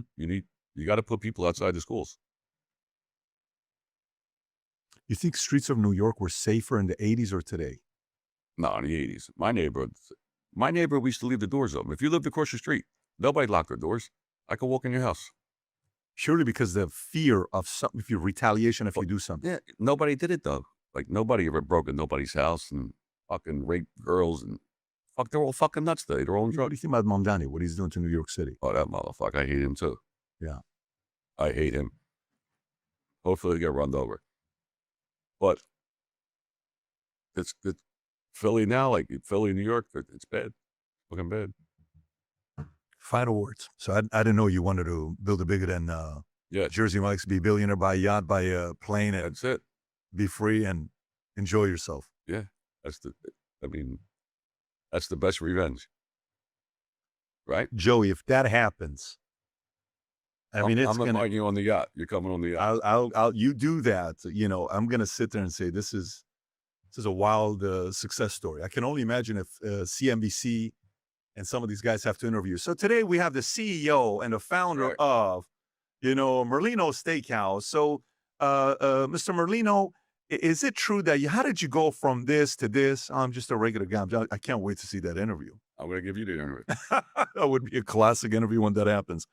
So podcasts, right, Rob? If we can. So the podcast is The Skinny with Joey A Merlino little Snuff. and Little Snuff. By the way, he's a very good, Yeah, Snuff's good, right? very good. Where does he get his talent from on camera? He's very good at what You know what? When I first started, I said I want to do a podcast. How'd you meet him? I know him my whole life. Okay. I know his father. Okay. Like his grandfather's my father's age, and I'm his father's age. His father might be a year older than me, and we're all from the same neighborhood. All gambling degenerates, play cards and hanging hangouts. Yeah. And when I first started the podcast, Kevin Connolly, you know Kevin Connolly? Of course, yeah. So he said to me, you got to find a guy, like a sidekick. And I said, what the fuck am I going to find? So he said to me, all these guys. I'm like, I don't want that guy. I don't want, who was the one guy? Some fuck. I said, no. I said, wait a minute. I might have a guy. Because Snuff did car commercials. You work at the car dealership. And I said, So I know nothing about Snuff. All I know is when I see him, he is very talented. Very talented. so I got one of his car commercials. I texted him. I said, send me one of your car commercials. I sent it to Kevin. He said, that's your guy. He said, he's the best. He's good. He's good at what he does. Rob, what's the guy that Tony came from, where they came to the house. He was supposed to come to lunch, and he has a channel, and good-looking guy. Yeah, this guy. What do you know about Tommy T? Because there's some rumors that I was in jail with him. Oh, you were in jail with him? Yeah, I was in jail with him. No relation. No. He's not your son. He's not anything. My son. Yeah. I got No. a son. No, you were in jail with him. Yeah, I was here. He was a nice kid. Yeah. Nice kid. Got it. I was in jail with him. Have you ever done his show or no? No. Okay. He's got a big show, right? He's got a big show. He's got a good show. Yeah. He's got Yeah. 876,000 subs. Yeah. He's actually a very good interviewer. He had me on and we had a very good conversation together. Yeah. When I see Snuff, I tell myself, for a personality like you, there needs to be a guy like that knows how to get the information Right. out and how to do it in a respectful way. And he gets it. Yeah, he's good. He's good. He He gets it. really is. Yeah. I'm happy. I love him. He's Yeah. like my son. Well, so we're going to put the link below, Rob, if we can, to the podcast, The Skinny with Joey Merlino. And is there a website for the cheesesteak place or no? Yeah, I got to get it for. Do you have that or not set up yet? What's the website here? Let me Snuff. The Skinny Joey's Cheesesteak. Put the link below there as well for the steakhouse. Now I want to, the cheese. Oh, now I want to try the cheesesteak. And I got to come to Philly to try it out. Yeah. Let me know when you. But last but not least, we got to wish you a happy birthday, man. We brought you a cake. Thanks, Your birthday. So let's sing for Joey on 3. 1, 2, 3. Happy birthday to you. Happy birthday to you. Happy birthday, dear Joey. Happy birthday to you. And many more. Can't blow these out. This is legit candles, guys. There you go. That's my favorite. Is it? Carve There out. you go. I love it. Ice cream cake. I Best love cake ever. I love it. Thank you. Thank you, sweetie. Good Thank you. choice, Alicia. Thank you. Well, happy birthday to you. Thank you, man. I know we've been trying to do this for a Yeah. long time. I'm glad we We'll do finally another one. pulled it off. I look forward to it. We'll get Snuff on. We'll bury him. Stuff is, yeah. You really like his talent. And I know one of our guys used to work with you in the Yeah. past. He's right there, our My man. good-looking guy. Yeah, he had nothing but good things to say. So, and to all the feds that are watching, apparently he's never been part of the family, allegedly. But you guys got to keep doing your job. But he keeps beating you guys. It is what it is. So, Well, listen, like I said, the old administration, I'm going back in the 80s, 90s. That they were, I mean, I like Cash Patel, the new administration. These guys are, yeah. but I'm talking about the older. I ain't talking about the new ministers. They were worse than anybody. Crooked. Listen, they had a case. My friend's case. I was away. We had 3 FBI agents on. We're on the air, right? Yes. We had 3 agents on the case. They admitted that they lied on work application papers to get a raise, to be able to move up to make more money. The judge told them we're not allowed to. They were getting on the stand. That's Mhm. not. You're not allowed to use it. You're not allowed to use it. If they lied to get a raise, you think they won't lie to put somebody in jail? These are FBI agents. No, they were crooked back then. They were bad. They were really bad. Joey, the fact that you're not saying anything, man, that's just, I talked to Jonah Mendes. She was a former chief disguise officer for the CIA for 20 years. She married a very well-known CIA agent that was in there for 31 years. What's the guy's name she married? She married a very, very well-known CIA guy. Can you type in her husband's name? You're going to know who he is. Very, very well-known guy. Yeah, Tony Mendes. Okay, legendary CIA officer, known for the Canadian Caper Rescue Mission. So anyways, one time they married each other, by the way. They wrote the book, The Moscow Rules. Anyways, one day I'm with her at the right outside of the White House. I'm talking to her. I said, what's the great quality of a CIA agent? She said the most incredible thing. She said, a great CIA agent is somebody that can save the free world, just help take out a leader that would have done something very bad to the world, and millions of lives are saved. But he has no desire to want to brag about it to the world. She said, that's a great CIA agent. That's right. Competitive, charming, charismatic, but doesn't need to say anything on TV because they don't need the accolade. Right. Little bit of that is if you were the boss of the Philadelphia crime family. There you go with this If, bullshit. if I'm just saying, if you were for a long time, I mean, a little bit of that is like it's like the cousin of CIA because, they're never going to say who they are and what they did. So you got to kind of respect them. I'm sure you respect guys like that. I'm not even the boss of my family. Yeah. Believe me. Believe me. All right. Well, we're gonna wrap it up right there. I think that's the right way to go. And by the way, Joey's on Manek, so if you want to ask him any questions, you can go to Manek. We're gonna put the link below as well. Thank you. Great having you on. Thank you. My name's Joey Merlino. Any questions you have on Manek, you want to ask me, I'm an expert in sports, gambling, restaurants. We got the best cheesesteaks in Philly. Anything you want to know about Philly, South Philly, Atlantic City, reach out, and I got you.